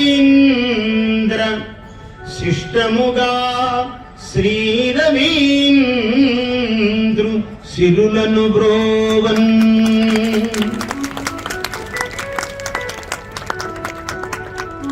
ఏమంటే ఆయన్ని బ్రోస్తే మనకేమంటే ఆయన ద్వారానే మనకు ముందు చూస్తున్నవాడు చేసినవాడు ఆయన కదా, ఆయనకి వరాలు రావాలి, ఆయన ద్వారా అందరికీ రావాలి. అందువల్ల ఇటువంటి లలితాదేవికి 4 వైపులా 4 శక్తి స్వరూపములు కలిగినటువంటి మధ్యమణి న్యాయముగా, నాయకమణి న్యాయముగా ఉన్నటువంటి మధ్యలో ఉన్నటువంటి ఈ లలితాదేవి అందరినీ అనుగ్రహించుగాక. ఈ యాగము మరి అయుతం అంటే 10,000, అంత పెద్ద విషయము. 10,000 పారాయణలంటే చిన్న విషయము కాదు. ఆ 700 శ్లోకములు, అన్ని శ్లోకముల ఉవాచ మంత్రములు అన్నాడు. ఉవాచ మార్కండేయ ఉవాచ అన్నాడు, చెల్లి దేవ్యువాచ అన్నాడు. ఇవన్నీ కూడా మంత్రములే. అంటే ప్రతి అక్షరము మంత్రమే. అంత గొప్పది సప్తశతి. మార్కండేయ మహర్షి ఒకసారి బ్రహ్మదేవుని దగ్గరికి వెళ్ళి, స్వామి, ఇంతవరకు చెప్పని రహస్యం భూమండలంలో ఏదైనా ఒకటి ఉంటే ఈ లోకము తరించడానికి నాకేదైనా ఇటువంటి బోధ చెయ్యమని అడిగాడు. అడిగితే అస్తి గుహ్యతమం విప్ర సర్వలోకోపకారకం. ఓ బ్రాహ్మణోత్తమ మార్కండేయ మహర్షి, ఈ లోకానికి ఎవరికి ఎప్పుడూ తెలియనిది, నేను కూడా ఎవరికి చెప్పనిది ఒక రహస్యం ఉన్నది అని ఆయన ఈ గుహ్యాతి గుహ్యం అంటే రహస్యాతి రహస్యమైన విద్యను మార్కండేయ మహర్షికి చెప్పాడు. ఆ మార్కండేయ మహర్షి ద్వారా లోకానికి అందినది ఈ విద్య, ఈ సప్తశతి. ప్రథమం శైలపుత్రీతి, ద్వితీయం బ్రహ్మచారిణి, తృతీయం చంద్రఘంటేతి, కూష్మాండే చతుర్థకం, పంచమం స్కందమాతేతి, షష్ఠం కాత్యాయనీతి చ, సప్తమం కాళరాత్రీతి, అష్టమం మహాలక్ష్మీతి చాష్టమం, నవమం సిద్ధిదాత్రీ చ. ఇలా 9 విధాల అద్భుతమైన నామధేయములతో 700 మహామంత్రములతో ఏర్పడినది ఈ విద్య. ఇదేమిటయా? సావర్ణి సూర్యతనయ యో మనుః కథ్యదేష్టమః అన్నాడు. సూర్యతనయుడైనటువంటి సావర్ణి అనే మహానుభావుడు రాబోయే తరములో మన్వంతర అధిపతి అవుతాడు. రాబోయే మన్వంతరములో, ఇప్పుడు వైవస్వత మన్వంతరములో ఉన్నాం. సావర్ణి మన్వంతరములో కాబోయే మన్వంతర అధిపతి గురించి ఇప్పుడు చెప్పాడు. చాలా గొప్ప రహస్యం. సామ్రాజ్యాధిపతి అంటే 5 ఏళ్ళు ఓ పదవిలో ఉండడం, 10 ఏళ్ళు పదవిలో అసలు లెక్క కూడా కాదు. మొత్తము యుగాంతరాలు 72 మహాయుగాల పాటు ఉండేది అటువంటి యోగము, అటువంటి మన్వంతర ఆధిపత్యమును అమ్మవారు కటాక్షముతో ప్రసాదించింది. ఇంకా మనకు పదవులు రావటము, భోజనాలు రావటము, జనాలు రావటము, కీర్తి రావటము, పురస్కారాలు రావటము, ఎంతసేపు పని అమ్మవారికి కటాక్ష మాత్రము చేత సిద్ధిస్తాయండి. అంత వైభవప్రదమైనది ఈ సప్తశతి. అవి 10,000 పారాయణాలు, వాటికి ఇన్ని క్షీరతర్పణాలు, ఇన్ని హోమాలు. ఎంత గొప్ప విద్య అండి! బ్రహ్మ విద్యలో బ్రహ్మ విద్య. చండీ మంత్రము పరామంత్రము, నవాక్షరి పూర్ణ మంత్రం అది. ఇవి అన్నీ దేనికవి సమానములు. అయ్యా షోడశాక్షరి అన్నాడు ఒక మహానుభావుడు, చాలా గొప్ప మంత్రము. పంచదశి అన్నారు, చాలా గొప్ప మంత్రము. ఇలా ఎన్ని అక్షరాలున్నా అది పూర్ణ పరిపూర్ణ మంత్రం, దేనికదే సాటి. అటువంటి మంత్రములలో, పూర్ణ మంత్రములలో చండీ మంత్రము. ఆమె స్వరూపమే మహాకాళి, మహాలక్ష్మి, మహాసరస్వతి. ముగ్గురమ్మలు ఉన్నారు. 3 విధములైనటువంటి అనుగ్రహాలు ఉన్నాయి. అటువంటి తల్లి ఉపాసింపబడుతూ ఉన్నది. ఆమె సన్నిధిలో ఆ తల్లి గురించి 4 మాటలు చెప్పుకునే భాగ్యము కలగటము. మరి రవీంద్ర శర్మ గారు ఇంత గొప్ప కార్యక్రమము, ఆయన పుత్రుడు సాయిరామ శర్మ గారు ఆయన సహకారముగా ఉండడము, మీరందరూ భక్త బృందం ఉండడము, ఇటువంటి మహాత్ములు, సిద్ధాంతులు. ఇవాళ పంచాంగాలు అందరూ చూచిరాతలే రాస్తున్నారు. సిద్ధాంతం చేసేవాళ్ళు తక్కువైపోయారు. అందరూ ఆ పంచాంగం చూసేది, ఈ పంచాంగం రాసేది. ఆయనకు నెల రోజులు పెడితే వీడు ఒక్క రోజుకే రాస్తాడు. ఎందుకంటే ట్రూ కాపీ, వీడికి ఏం కష్టం లేదు. అంతా అవే చేయడము, అక్కడక్కడ పేర్లు మార్చడము, వీడి వంశచరిత్ర రాసుకోవడం, ప్రింట్ చేయడము, ఆ పంచాంగం వెళ్ళిపోవడం జనంలోకి. ఎవరైనా సందేహం అడిగారంటే వీడు పంచాంగం రాసుంటే కదా వీడికి తెలియదు. అందుకని ఏమయ్యా మౌఢ్యం ఎప్పుడు మొదలవుతుందంటే, పాపం ఇట్లాంటి మహాత్ములు ఆకళ్ళ వాళ్ళు కష్టపడి ఆయన రాస్తాడు, కానీ ఆయన ఏ నక్షత్రంలో ఎప్పుడు మౌఢ్యం వచ్చింది ఏమీనంతా ఆయన కష్టపడతాడు. వాడి శృత పాండిత్యం ఓ 2 నిమిషాల్లో తెలిసి కొంచెం అదే చెప్తే బాగుండదని కొంచెం అటు ఇటు తేడా చేసి చెప్తాడు వాడు. ఎందుకంటే చెప్పితే ఆయన అనుకరించినట్లు అవుతుందని వాడి భావన. అందువల్ల ఈయన 15వ తారీఖు అంటే వాడు 15 అని చెప్తే బాగుండదని 14 నుంచే మొదలవుతుంది అంటాడు. 14 ఎట్లా మొదలవుతుందిరా, ఏ నక్షత్రంలో అంటే వాడికి సమాధానం ఉండదు. ఎందుకంటే 15 నాడు ఒక నక్షత్రం వస్తే 14 ఇది వస్తుంది నక్షత్రం అని కూడా వాడికి తెలియదు. కేచిత్ వారాని కేచిత్ గ్రహాశ్చ కేచిత్ కేచిత్ వృక్షాన్ని జానతే అన్నాడు సంస్కృతంలో ఒక మహానుభావుడు. ఒకడికి వారాల పేర్లు తెలుసట, ఒకడికి నక్షత్రాలు 27 అని తెలుసు. వాడిని ఎవడన్నా గట్టిగా నక్షత్రాలు 29 కదండి అన్నాడంటే వాడు అనుమానంలో పడతాడు. నేను రేపు మాట్లాడతానండి ఈ విషయంలో, వాడు తిరిగ్గా లేనంటాడు. అంటే వాడికి డౌట్, వీడు ఎంత లేదే అడుగుంటాడు, 29 ఉన్నాయేమో అనుమానం వస్తుంది వాడికి. వాడికి 27 అని నిశ్చయ బుద్ధి ఉండదు. వాడికి నక్షత్రాలు పూర్తిగా తెలియదు. ఒకడికి వారాలు 7 తెలుసు. కాదండి ఒకరు శాస్త్రంలో 9 వారాలని చెప్పారే, దీనికి ఏమంటారు మీరు శాస్త్రి గారు అన్నాడు అనుకోండి. వీడికి అనుమానం వస్తుంది. ఇవాళ నేను ఈ విషయాలు మాట్లాడను, నేను ఏదో పిలిచినందుకు గౌరవంగా వచ్చాను, కానీ ఇట్లాంటి విషయాలని నేను మాట్లాడినవన్నీ రేపు చెప్తాను అంటాడు. ఎందుకంటే వీడికి 7 అని ఖచ్చితంగా తెలియదు. 9 అంటే అనుమానం. ఎందుకంటే వీడు కూడా కండువా వేసుకొని వచ్చాడు అడిగేవాడు కూడా. వీడికి ఏమన్నా నాకు ఎక్కువ తెలిసేమో అని. వాడు వీడి వంటి వాడేది వాడికి తర్వాత తెలుస్తుంది. అందువల్ల అందరూ ఈరోజు, ఎందుకంటే పంచాంగము తప్పకుండా చెప్పాల్సిన మాట, అందరూ ఇట్లాంటి పనులు చేస్తున్నారు. ఎవడికి శాస్త్రం తెలియదు, ఎవడు చదవడు. ఇగో వీడి ఇట్లా అయిపోతాడు అంటాడు. నువ్వేమిరా కలగన్నావా? ఎందుకు వాడు ఎట్లా అయిపోతాడు? వాడు కారణం చెప్పలేడు. ఈ గ్రహం ఇక్కడికి వచ్చి ఇది ఇట్లా అంటే వాడి గ్రహాలు తెలిస్తే కదా, వాడికి 12 రాసులు తెలిస్తే కదా, ఏ గ్రహానికి అసలు ఏ రాశికి ఎన్ని పాదాలు ఉంటాయి ఏమని తెలిస్తే కదా వాడికి ఏ నక్షత్రము, ఏ నక్షత్రముల యొక్క పాదాలు ఎన్ని ఏ రాశిలో ఉన్నాయో వాడికి తెలియవు. వాడు నోటికొచ్చింది ఆయన అట్లా అయిపోతాడు, అది మాత్రం తెలుసు నాకంటాడు. వీడు ఎందుకైనా మంచిది, ఏదో అపశకునం పక్షి, వీడు ఒక మాట చెప్పాడు కదా అని వాడు భయపడడం మొదలు పెడతాడు. వీడికి ఇదే బలం, వాడి భయమే వీడి బలం. అందుకని ఒక ఆయన చమత్కారంగా చెప్పాడు. ఆ నీలకంఠ దీక్షితులని సంస్కృతంలో మహాకవి ఆయన అప్పయ్య దీక్షితుల మనమడు, చాలా గొప్పవాడు. ఆయన అన్ని చమత్కారాలు చెప్తుంటాడు ఇట్లాంటివన్నీ. ఆయన ఏం చెప్పాడంటే, ఒకడికి వారాలు తెలుసు, ఒకడికి నక్షత్రాలు తెలుసు, ఒకడికి రాసులు తెలుసు. రాసుల వాడికి వారాలు తెలియదు, వారాల వాడికి నక్షత్రాలు తెలియదు. వీళ్ళే జ్యోతిష్కులు అన్నాడు మహాత్ములు. కలియుగంలో ఇవాళ అందరినీ మనం చూస్తున్నాం. చెప్పి ఏమన్నాడంటే, ఆయు ప్రశ్నే దీర్ఘమాయు వాచ్యం మౌహూర్తికైర్జనై. ఎవడైనా చేయి చూపించి ఆయుస్థానం ఎలా ఉందండి నాకు అని అన్నాడు అనుకోండి, మీకేమండి బ్రహ్మాండం అసలు 105 సంవత్సరాలు రాయిలాగా గట్టిగా ఉంటారని చెప్పురా అన్నాడు. అంటే జీవంతో బహుమన్యంతే, ఆయన ఎదురైనప్పుడంతా వీడు ఎదురైతే మహానుభావుడు పూర్ణ ఆయుస్సు అని చెప్పాడని ఆనందిస్తాడు. మృతాహ ప్రక్షంతి కంపునః, ఒకవేళ ఆయన ఏదైనా కాలము ఇదయ్యి వెళ్ళిపోయాడు అనుకోని అడగలేడు కదా ఆయన వచ్చి పాపం.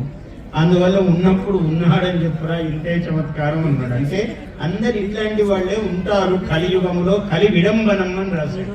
కలి యొక్క మహిమ ఇట్లుంటుందన్నాడు. నభేతవ్యం, మొదటిది భయపడొద్దు అన్నాడు. నభేతవ్యం నబోద్ధవ్యం, అసలు విషయం ఏంటని తెలుసుకోవద్దు. నభేతవ్యం నబోద్ధవ్యం న శ్రావ్యం వాదినో వచః, ఎదుటివాడు ఏం చెప్తున్నాడో వినొద్దన్నాడు. కాదండి అన్నాడు అనుకోండి, ఈ కాదులు కాదండి ఇట్లాంటివి నేను అసలు ఒప్పుకోనని ఒకడు అరుస్తుంటే టీవీలో మనకు కనపడుతుంటారు రోజు ఇట్లాంటి మహాత్ములు దర్శనమిస్తుంటారు. వాడు మాట్లాడనీయడు, ఆయన నిజంగా పండితుడు పాపం. ఆయన పెద్ద కండువా వేసుకోలేదు కానీ ఏదో మామూలుగా కండువా వేసుకొని కూర్చున్నాడు. వీడు పెద్ద విభూతి రేఖలు, వీడు పెద్ద షాలు వేసుకుని, వీడు అపండితుడు. అందుకని వీడి రూపం చాలా భీషణంగా ఉంటుంది. వీడిని చూసి పాపం ఆయన కూడా నిజంగా చదువుకున్నవాడు కొంచెం ఒదిగి జాగ్రత్తగా ఉంటాడు. అలా కాదండి, అలా కాదని మీరు ఎట్లా అంటారండి, అసలు కాదన్న మాటే లేదు ఇందులో అంటే. దేని గురించి కాదన్నాడు, దేన్ని అవునన్నాడు, వీడికి అవసరం లేదు. నా బోద్ధవ్యం నా శ్రావ్యం, ఎదటివాడు మాట్లాడేది వినొద్దురా, నీ నోటికి వచ్చినంతసేపు నువ్వు మాట్లాడుతుండు. సభాయాం విజిగీషుభి, నువ్వు సభలో జగిస్తావురా, ఇది రహస్యం అన్నాడు. మనకందరు సభలో విజిగీషులే కనపడుతూ ఉంటారు. వాడంతా సభాజయం చేసేవాళ్లే, టీవీల నిండా వాళ్లే కనపడతారు. అంతా చేసేవాడు ఈ అద్వైతము అంత గొప్పది కాదని వీరు చెప్తున్నారని వీడే చెప్పేస్తాడు. వీడి నోటికి వచ్చింది వాడి మాటగా వీడే చెప్పేసి అయిపోయింది ఈ సమావేశం అంటాడు. ఇట్లాంటి అపండితులున్న కాలంలో పండితులకు జయించటం నిజమైన కష్టము. అయినా పరదేవతా కృప ఉండాలి కానీ ఇవన్నీ లెక్క కాదు, సాధారణమైనవి. అన్ని విషయాల్లోనూ ఈ వంచనలు ఉన్నాయి. పూజ చేసేటప్పుడు పూర్తి పూజ కాదు, ఆ హోమము కాదు, ఏవి ఎవరు చేయనీయరు. వీళ్ళందరే దుష్టశక్తులు అన్నమాట. మారీచుడు, తాటకి ఇట్లాంటి వాళ్ళు కోరలు కొమ్ములు అట్లా ఉండేవాళ్ళు రామాయణ కాలంలో. ఇప్పుడు కోరలు కొమ్ములు కాదు, అన్ని చక్కగా నామాలు విభూతి పెట్టుకుని పెద్ద పెద్ద శాలువలు వేసుకుని వీడే పండితుడు లాగా కనపడేవాడు, పనుల గడ్డపడేవాళ్ళు చాలా మంది ఉంటారు. వాళ్ళను గ్రహించి మనము వాళ్లకు ముందు నమస్కారం చేసి, అందుకు ఏమన్నాడు, ఆగమార్థంతో దేవానాం గమనార్థంతో రక్షసాం కురు ఘంటారవం తత్ర దేవతాహ్వాన లాంఛనం అన్నాడు. ఆయన దేవతలను ఆహ్వానించుకోరా జాగ్రత్తగా అన్నాడు. ఉత్తిష్టంతు భూత పిశాచాః, కూర్చునేటప్పుడు నీళ్లు చల్లాలి అన్నాడు. ఆసన శుద్ధి. ఉత్తిష్టంతు భూత పిశాచాః ఏతే భూమి భారకాః ఏతేషాం అవిరోధేన బ్రహ్మకర్మ సమారభే. ఎంత మహాత్ములు, ఎంత సైకాలజీ తెలిసిన వాళ్ళు, అంటే మనస్తత్వ శాస్త్రం ఎంత బాగా తెలుసు వాళ్లకు. ఒకడు కాలు దాపుకొని కూర్చున్నాడు. దాపుకొని కూర్చుంటే పాపం ఎవరో పండితుడు వచ్చాడు. వస్తే వీడు కాలు తిమ్మంటాడు కదా, నన్ను తిమ్మంటే నేను తీయను అని అందామని వాడు కూర్చున్నాడు. ఈ మహాత్ముడు వాడికి ఇట్లా నమస్కారం చేసి ఇట్లా తిరిగిపోయాడు. నా దెబ్బ చూసారా, ఆయన అట్లా తిరిగిపోవాల్సిందే మనకు అంటాడు. వీడు రాక్షసుడు. అదే ఆయన తిరిగిపోయేవాడు తెలివైన వాడు. కాలు తీరా అంటే తీయడు. ఆ రోజు పని చెడుతుంది. ఈయన పాపం తపస్సు అనుష్ఠానము ఏం చేసుకోవాలనుకున్నాడు, వీళ్ళు కాడు దాటిపోతే అవుతుంది అనుకుంటే చిరిగిపోతే అవుతుంది, కానీ కాలు తీరా అంటే పని కాదు. అందుకని ఏతే భూమి భారకాః ఏతేషాం అవిరోధేన, వాళ్లకు విరోధము లేకుండా నా బ్రహ్మకర్మ, నా పూజ, నా తపస్సు నేను చేసుకుంటానండి అన్నాడు. అందుకని రాక్షసులకు కూడా నమస్కారం. వాడు కాళ్ళు అడ్డపెట్టేవాడు ఉంటే తుష్యతు దుర్జనః అన్నాడు. వాడు కొంచెం ఆనందించని చూసేవాడు కన్నెగరేస్తాడు. నా శక్తి చూసావా, అంత పండితుడు కూడా ప్రదక్షిణం చేసుకోవాల్సిందే మనకు అనుకుంటాడు. తథాస్తు, మంచిది ఆయన పని కావాల్సింది. అట్లనే కాలు తీరా అన్నాడు అనుకో, రోజంతా వివాదమే సరిపోతుంది. అథవా నిద్రయా కలహేనవా అన్నాడు. దుర్మార్గులకు కాలం ఎట్లా కలుస్తుంటే కలహేన, ఊరికే వాడిని అట్లా అంటాడు. సోషల్ మీడియా అంతా అదే, వాడిని అట్లా అంటాడు ఊరికనే. వాడు అట్లా అన్నాడని మళ్ళీ వీడు ఇట్లా అంటాడు. తలుపు చెక్కతో నీవట్లంటే, తమలపాకుతో నీవట్లంటే, తలుపు చెక్కతో నేనిట్లంటి అన్నాడు. వాడు పాపం తమలపాకుతోనే అన్నాడు, ఈమెమో తలుపు చెక్కతో అన్నాడు. ఎంత ప్రమాదం చూడండి. తమలపాకుతో అనుకుంటే వాళ్ళ జీవితం ఎంత గొప్పగా ఉండేది. అందువల్ల తమలపాకుతో నీవట్లంటే, తలుపు చెక్కతో నేను ఇట్లంటి అన్నాడు. అన్నీ ఇవే మనం చూస్తున్న దృశ్యములు. తస్మై శ్రీ గురుమూర్తయే నమయదం శ్రీ దక్షిణామూర్తయే.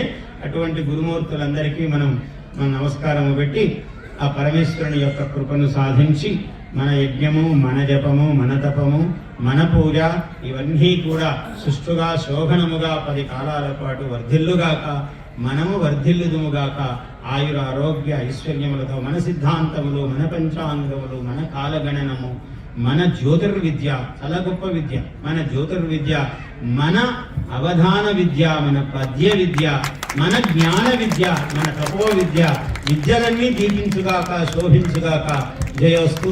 రవీంద్ర శర్మ గారు పిలిచి ఇటువంటి యజ్ఞమునకు నన్ను కూడా యజ్ఞభాక్తులు చేశారు, యజ్ఞములో భాగస్వామిని చేశారు.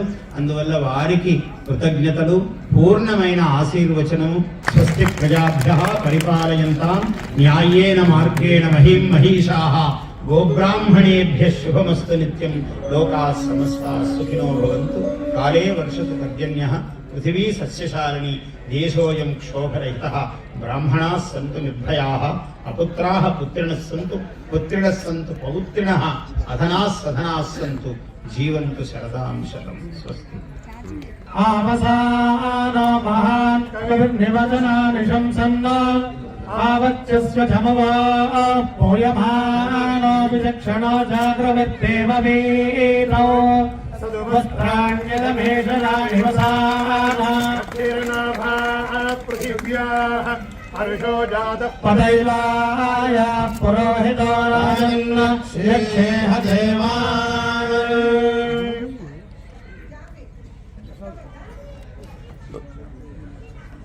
పద్మశ్రీ పురస్కృతులు బృహద్ ద్విసహస్రావధాని గారు, అవధాన సరస్వతీ పీఠం వ్యవస్థాపకులు, ఎందరికో అక్షర భిక్షణ పెడుతూ అనుగ్రహిస్తున్నటువంటి సాక్షాత్ సరస్వతి స్వరూపులు వారికి ఐతచండీ యాగ సందర్భంగా బ్రహ్మశ్రీ సోమయాజ రవీంద్ర శర్మ గారు, వారి కుమారులు సాయిరామ శర్మ గారు మరియు భక్త బృందం అందరూ కూడా వారికి పుష్పమాలతో, శాలువాతో, జ్ఞాపికతో సన్మానం చేస్తూ ఉన్నారు.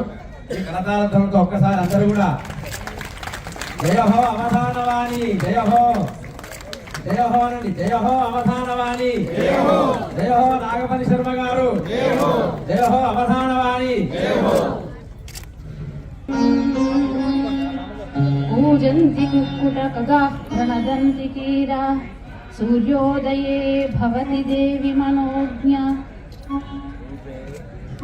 నిద్రాం విహాయ ముఖమండనమాశు కృత్య శ్రీదేవి జాగృతి దయామయి చాలా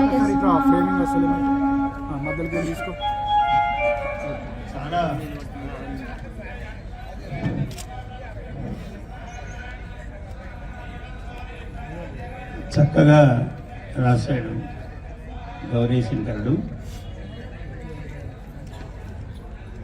బాలార్క మండల విరాజిత చారుమూర్తే సద్య ప్రసన్న వరదాయిని విశ్వవంద్యే హ్రీంకారవాసిని చరాచర లోకవేద్యే శ్రీదేవి దివ్య లలితే తవ సుప్రభాతం. చాలా మంచి శ్లోకాలు రాశారు. ఈ సుప్రభాతం అంటే చాలా పెద్ద వ్యవహారం. నేను ఇవన్నీ దాటి వచ్చిన వాడిని. సుప్రభాతం నేను అందరూ వెంకటేశ్వర స్వామి సుప్రభాతం లాగా రాస్తున్నారు, మీరు కొత్తగా రాయాలి అని అన్నవరం సత్యనారాయణ స్వామి దేవస్థానం వాళ్ళు అడిగారు. ఎప్పుడూ 40 ఏళ్ళు, ఇప్పటికీ 40 ఏళ్ల క్రితం, 45 ఏళ్ల క్రితం. సరే వెళ్ళాను. ఉత్తిష్ఠోత్తిష్ఠ గోవింద ఉత్తిష్ఠ గరుడధ్వజ ప్రతివాది భయంకర అన్నంగరాచార్యుడు అని ఆ మహానుభావుడు ఆయన రాశాడు వెంకటేశ్వర స్వామి సుప్రభాతం. ఉత్తిష్ఠ అంటే లే అని అర్థం. లేయి అంటే కొంచెం తల్లి పిల్లల్ని లేపినట్టు అవుతుంది. కానీ పిల్లవాడు తల్లినో తండ్రినో లేపాలనుకో కొంచెం సొగసుగా లేపని. ప్రభో జాగృహి అని రాశా నేను. అన్నవరాధీశ ప్రభో జాగృహి, మేలుకో అని. లేయి అనేదానికి మేలుకో అనేదానికి చాలా తేడా ఉంది. అందువల్ల లేయి అని అనడం కన్నా మేలుకో అనడం కొంచెం లలితంగా ఉంటుంది. అయితే వెంకటేశ్వర సుప్రభాతం మహానుభావుడు, ఆయన చాలా గొప్పవాడు. ఆయన రచించిన నాటి తీరు వేరు. అది అద్భుతం. అది అద్భుతం అంతే, దానికి రెండవ మాట లేదు. అయితే మనము రాసేటప్పుడు అన్నీ ఆలోచించాలి, ఇట్ల కన్నా ఇంకా ఇలా బాగుంటుంది కదా అని. జాగృహ్యన్న వరాధీశ అని అలా మృదువుగా రాశాను అన్నీ కూడా నేను. అందులో చాలా చాలా చాలా భావాలతో విశిష్టములుగా రాశాను. ఎన్ని భావాల విచిత్రములు అంటే ప్రభాకరోనులింపతి ప్రభాం దిగంత భిత్తిషు కరాగ్రకుంచికావరైర్విచిత్రరాగరంజితాం భవాన్ ప్రబుధ్య పశ్యతీతి భీతితస్వరాయుతః శుభ ప్రభాతమస్తు రత్నశైలశేఖర ప్రభో. పంచచామర వృత్తంలో రాశారు. ప్రభాకరో అనులింపతి, ప్రభాకరుడు అనే ఒక చిత్రకారుడు, సూర్యుడు అనే చిత్రకారుడు దిక్కులు అనే గోడలపై కాంతి వర్ణ చిత్రములతో, తన కిరణములు అనే కుంచెలతో కాంతి వర్ణ చిత్రాలు గీస్తున్నాడు. ప్రభువు నువ్వు లేస్తావని, నువ్వు చూస్తావని, నువ్వు చూసేప్పటికీ ఈ జగత్తంతా సుందరముగా ఉండాలని ఆయన ఇలా కాంతి వర్ణ చిత్రాలు రాస్తున్నాడు. ప్రభాకరుడు సూర్యుడు. ప్రభువు నీవు మేలుకో అని ఇలా రాశాం. ఒక ఆయన అన్నాడు, నాకు పెద్ద 2 పండితులను పెట్టాడు. ఆ నాళ్లలో సాంగ త్రివేద అధ్యేత బాలగంగాధర శర్మ గారిని ఒక ఆయన ఉండేవాడు. మహాతార్కికుడు ఆయన. ఆయన తర్కం ముందు ఏదీ నిలవదు. ఆయన అన్నాడు, నాగఫణి శర్మ గారు, నేను నా కవిత్వమే నచ్చక నేను రాసి శ్లోకాలు చింపి వేసిన వాణ్ణి, ఇంత పరమ కవిత్వ విముఖుణ్ణి నన్ను మీకు పరీక్షగా పెట్టారే, ఎలా జయిస్తారు మీరు అన్నాడు. సత్యనారాయణ స్వామి ఉన్నాడు కదా అండి, ఆయన చూసుకుంటాడులేండి, పర్వాలేదు అన్నాడు. ఆయన ఈ శ్లోకం నేను చెప్పగానే కాంతికి పుయ్యడం అనేది ఎట్లా కుదురుతుందండి, ఇది శాస్త్ర విరుద్ధము అన్నాడు. కాంతి అలా పుయ్యబడదు, కుంచెలు తీసుకొని ఏదో రంగు పూసినట్టుగా కాంతిని పుయ్యడానికి వీలు లేదన్నాడు. ఇది ఇంత మధురమైన భావన. ఆ తెల్లవారి అక్కడికి శృంగేరి పీఠాధీశ్వరులు, జగద్గురువులు, భారతీ తీర్థుల వారు వస్తున్నారు. భారతీ తీర్థుల వారికి వినిపిద్దాములండి ఈ శ్లోకము, వారేమన్నా కొంచెం ఇలా బొమ్మముడి వేస్తే అప్పుడు తీసేస్తాను, అంతదాకా ఉంచుదాము అన్నాను. సరే, భారతీ తీర్థులు వచ్చారు. అంతా సభ కొలువు తీరింది. ఎంత మహాత్ములంటే వారు, మేము ముందు రోజు రాత్రి ఏ శ్లోకాన్ని గురించి చర్చించుకున్నామో, ఏది ఈయన శాస్త్రజ్ఞుడు తీసివేయాలి ఇందులో నుంచి అని అన్నాడో, సరిగ్గా ఆయన పుస్తకం ఇలా తీసి, ఆహాహా ఈ శ్లోకం ఎంత గొప్పగా ఉన్నది అన్నాడు. ఇది ఉపనిషత్ స్మారకముగా ఉన్నది. నాగఫణి శర్మ గారు మహాభావుకులు, ఉపనిషత్తు వలె భావన చేశారు ఆయన. చూడండి, ప్రభాకరోనులింపతి ఏమిటి ఉపనిషత్తు? భీషాస్మాద్వాతః పవతే భీషోదేతి సూర్యః అన్నాడు. కాబట్టి నీకు భయపడి, ఓ కాలమా, నీకు భయపడి ఇదిగో సూర్యుడు ఉదయిస్తున్నాడు, నీకు భయపడి ఇక్కడ వాయువు వీస్తున్నది అని ఉపనిషత్తు అన్నది. అందుకని ప్రభాకరోనులింపతి ప్రభాం దిగంత భిత్తిషు కరాగ్రపుంచికావరైః విచిత్రరాగరంజితాం భవాన్ ప్రబుధ్య పశ్యతీతి భీతితః త్వరాయుతః. భయము చేత ఆయన గీస్తున్నాడన్నారు. ఇది ఉపనిషత్తులాగా ఉన్నది అన్నారు. పండితులందరికీ వాగ్బంధనం అయ్యింది. లేచి ఏదో చెప్పబోయారు. ఆయనకు అన్నీ తెలుసు. కూర్చోండి, కావ్యము యొక్క గౌరవము మర్యాదలు వేరు, శాస్త్రమే కాదు మనము కావ్య మర్యాదలు కూడా మనకు తెలియాలి, ఇది అద్భుతము అన్నారు. వారు సిద్ధాంతీకరించారు, ఇంకా మాట్లాడడానికి లేదు. వారు అపర విద్యా సరస్వతి విద్యా శంభుమూర్తి ఆయన. అటువంటి వారు అంత ఇవన్నీ కూడా శిష్యుడు ఎరిగినవాడు. ఆ శ్లోకాలన్నీ నోటికొచ్చు శిష్యుడికి. అందువల్ల ఇవన్నీ మనము పూర్వులు ఏమి రాశారో తెలిస్తే మనమేమి రాయాలో మనకు తెలుస్తుంది. అవన్నీ చదివినవాడు కాబట్టి ఇంత చక్కగా ఉంది శ్లోకం. చాలా బాగున్నాయి ఈ శ్లోకాలు. శిష్యుణ్ణి గౌరీ శంకరుణ్ణి నేను ఆశీర్వదిస్తున్నాను. ఇంకా ఇంకా ఇటువంటి మంచి రచనలు ఆయన చెయ్యాలని. ఎందుకంటే నా అవధానాలలో శ్లోకాలు పద్యాలు చాలా వచ్చు. వీళ్ళు సోదరులిద్దరూ ఎక్కడికి వెళ్ళినా ఇక్కడ ఈ ప్రాంతంలో చాలామంది నాకు శిష్యులు ఉన్నారు. నాలాగే చెయ్యెత్తుతుంటారు, నాలాగే పద్యం చెప్తారు, నా గొంతుతోనే చెప్తారు. అంటే నాకు చెయ్యి ఇలా ఎత్తడం అలవాటు. ప్రధానమంత్రి కూర్చున్నా ఆయన ఎన్నిసార్లు ఇలా ఇటువైపు కెమెరా ఉంటే నా కంకణము చెయ్యి వారి ముఖమునకు అడ్డం వచ్చిందో నాకు తెలియదు. ఇటు కంకణం ఇటు కెమెరా ఉంటే రాదు వారి ముఖానికి. కానీ కెమెరా పొజిషన్ చూసుకునే పొజిషన్ నాది కాదు. ఎందుకంటే పద్యాలు చెప్పడమే నా పొజిషన్. ఆ పద్యాలు ఎంత గొప్పగా చెబుతానో, అమ్మవారిని ఎంత గొప్పగా ఉపాసన చేస్తాను తప్ప ఈ ఫోటోలు కంకణాలు వీటి మీద దృష్టి ఉండదు. అందువల్ల అలా వచ్చినప్పటికీ ఆయన మహానుభావుడు, 14 భాషల్లో పండితుడు, మహావిద్వాంసుడు, గొప్ప కవితా రహస్యములు భాషా రహస్యములు ఎరిగిన మహానుభావుడు. కాబట్టి ఆయనకు భాష మీదే దృష్టి ఉంటుంది. నాకెట్లా వీటి మీద దృష్టి ఉండదో ఆయనకు కూడా ఉండదు అటువంటి వాటి మీద. ఆయన కూడా పరాత్పర్ ఆ మహాసరస్వతి దర్శనములోనే ఆయన తరించిన మహానుభావుడు పివి నరసింహారావు, అంత గొప్పవాడు. అందుకని వాజపేయి గారు గంటన్నర ప్రధానమంత్రిగా ఆయన కార్యాలయంలో గోష్ఠి జరిపాను. బండారు దత్తాత్రేయ గారు తీసుకెళ్లారు. గంటన్నర పాటు అన్ని కార్యక్రమాలు పక్కకు పడిపోయాయి. నేను ఒక కవిత్వం వినిపించడం, ఆయన వినిపించడం, ఇలాగే జరిగేది. అట్లా అద్భుతమైన ఒక యోగ కాలం. రంభాచుంబతి వాజపేయమనఘం శ్రీఖండలేపాన్వితం అని సమస్యించారు. వాజపేయి పాపరహితుడైనటువంటి వాజపేయిని, ఒళ్ళంతా చందనము పూసుకున్న వాజపేయిని రంభ ముద్దు పెట్టుకుంటున్నది అని సమస్య. ఆయనేమో బ్రహ్మచారి, ఆయనకు వినిపించాను నేను ఇది. రంభ గింభ కిదర్ హాయ్ అని అన్నాడు ఆయన. హాయ్ ఇధర్ అని చెప్పాను నేను. ఇక్కడ ఉంది రంభ అని. ఎవరి రంభ అంటే అంభోజశ్రుతి సూత్రనేత్రయుగళాసానందలీలాకళ శంభోర్మంగళ పాదమంజులతలా శ్రీనాగరి సా పరైర్దంభైరాక్రమణేక్షిత బహు సమస్యాకారిణి కాశ్మీరీ రంభాచుంబతి వాజపేయమనఘం శ్రీఖండలేపాన్వితం. మీరేమో ఒళ్ళంతా స్నేహచందనము పూసుకుని లాహోర్ దాకా బస్సు యాత్ర చేసి ఎంతో స్నేహాన్ని ప్రకటించిన మహానుభావులు మీరు. కానీ కాశ్మీర్ సమస్య అనే సుందరమైన రంభ ఇప్పటికీ నేనున్నాను వాజపేయి గారు, ఇంకా నేను పరిష్కృతము కాలేదని ఆమె అప్పుడప్పుడు ముద్దు పెట్టుకుంటూనే ఉన్నది మిమ్మల్ని. ఈ రంభ అని అన్నాను అన్నాడు ఆయన. అలా నవ్వి మళ్ళీ ఆయన ఒక కవిత్వం వినిపించాడు. మళ్ళీ నేను ఒక సమస్య. ఇలా గంటన్నర గోష్ఠి జరిగింది. మహాత్ములు ఆ పివి నరసింహారావు గారు అటువంటి వారు, ఆ వాజపేయి అటువంటి వాడు, ఇప్పుడున్న మోడీ గారు, అమిత్ షా గారు, మన కిషన్ రెడ్డి గారు, వీళ్ళందరూ ఈ దేశం కోసం పుట్టిన వాళ్ళు. వీళ్ళు ఈ దేశము, ఈ ధర్మము ఎలా నిలబడుతుందని నిరంతరం తప్పించేటువంటి మహాత్ములు వీళ్ళు. అందుకని వీళ్ళు 10 కాలాల పాటు ఆరోగ్య ఐశ్వర్యములతో వర్ధిల్లాలి. ఆరోగ్య ఐశ్వర్యములతో వీళ్ళందరూ వర్ధిల్లాలి. వారి ప్రభుత్వము వర్ధిల్లాలి. ఎందుకంటే ఈ దేశము విశ్వగురువుగా దేశము ప్రకటింపబడాలని తపన పడేటువంటి వాడు మన మోడీ, అటువంటి వాడు అమిత్ షా, అటువంటి వాడు మన కిషన్ రెడ్డి మనవాడు. ఇటువంటి వాళ్ళందరూ బాగుండాలి. ఉంటే ఈ దేశం గొప్పగా ఉంటుంది. ఈ దేశానికి ఏ పూర్వ వైభవం ఉందో అది రావాలి మళ్ళీ. ఇటువంటి యజ్ఞయాగాలు, క్రతువులు, ఇటువంటి లలితాదేవి దేవాలయాలు అడుగడుగడుగునా వెలయాలి. అడుగడుగడుగునా వీటి గొప్పతనం చాటింపబడాలి.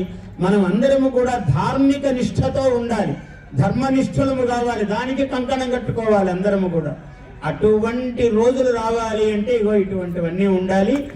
ఈ సుప్రభాతం అద్భుతంగా ఉంది. నా సుప్రభాతం అద్భుతం అని చెప్పే పని లేదు, అది ఎలాగో అద్భుతమే, శిష్యులందరికీ ఆదర్శమే. అటువంటి ఆ దేవదేవుడు ఎంత గొప్పవాడు. ఆ సత్యనారాయణ స్వామి, మన వేములవాడ రాజేశ్వర స్వామి, రాజన్న, మా అమ్మాయి పెళ్లి అయితే నేను రాజన్నకు ఒక సప్త ఫణీంద్రుడు, ఒక పడగ నేను ఆయనకు ఇస్తానని, వెండి ముక్కోట నేను అది ఇస్తానని మొక్కుకుని వెళ్ళి ఇచ్చి వచ్చాం ఆ స్వామికి. నాకు అంత భక్తి రాజన్న అంటే. ఆయన రాజరాజేశ్వరుడు. అదేదో ఆ రాజశబ్దము చాలా గొప్పదే. రాజలింగము, అది మామూలు లింగము కాదు. అది ఎక్కడో మనం లింగరాజు టెంపుల్ చూస్తాం ఒరిస్సాలో. లింగరాజు అంటే మొత్తము గర్భాలయం అంతా లింగం ఉంటుంది. అది గర్భాలయం చిన్నగా ఉంటుంది, ఇరుకుగా, మొత్తము లింగమే గర్భాలయం అంతా. అటువంటి పేరెన్నికగన్నటువంటి లింగము మన తెలంగాణలో మన రాజలింగము, లింగమూర్తి స్వామి అంత గొప్పవాడు. రాజరాజేశ్వరుడు. 2 రాజశబ్దాలు ఉన్నాయి, ఒకటి కాదు ఆయనకు. అటువంటి స్వామి అక్కడి నుంచి ప్రసాదం తీసుకురావడము, అర్చకులు అందరూ, వీళ్ళందరికీ కూడా ఆశీర్వచనము. ఆ దేవదేవుడికి నందీశ్వర సహితముగా, వాసుకి ఆభరణ సహితముగా, ఉమా సహితముగా ఆయన పాదపద్మములకు నమస్కారం. అక్కడ చింతామణి గణపతి ఉంటాడు, చాలా విశేషం. రాజరాజేశ్వరుడి సన్నిధిలో ఆ చింతామణి గణపతి చాలా గొప్పవాడు. అటువంటి విశేషాలన్నీ ఉన్నటువంటి గొప్ప దేవాలయము వేములవాడ. అసలు నందీశ్వరుడికి అంత ప్రాధాన్యం ఉన్న దేవాలయం ఏ దేవాలయంలో అంత ప్రాధాన్యం ఉండదు. అక్కడ కోడెలతో సేవ విశేషమైనది. అటువంటి దేవాలయము, స్వామి కీర్తనము. ఆయన చెవులకు వినపడాలి. స్వామి సర్వత్రా ఉన్నాడు, రాజరాజేశ్వరుడు. ఆయన చరణారవిందములకు సాష్టాంగ నమస్కారములతో జయోస్తు. Please subscribe to our YouTube channel. Like and share this video.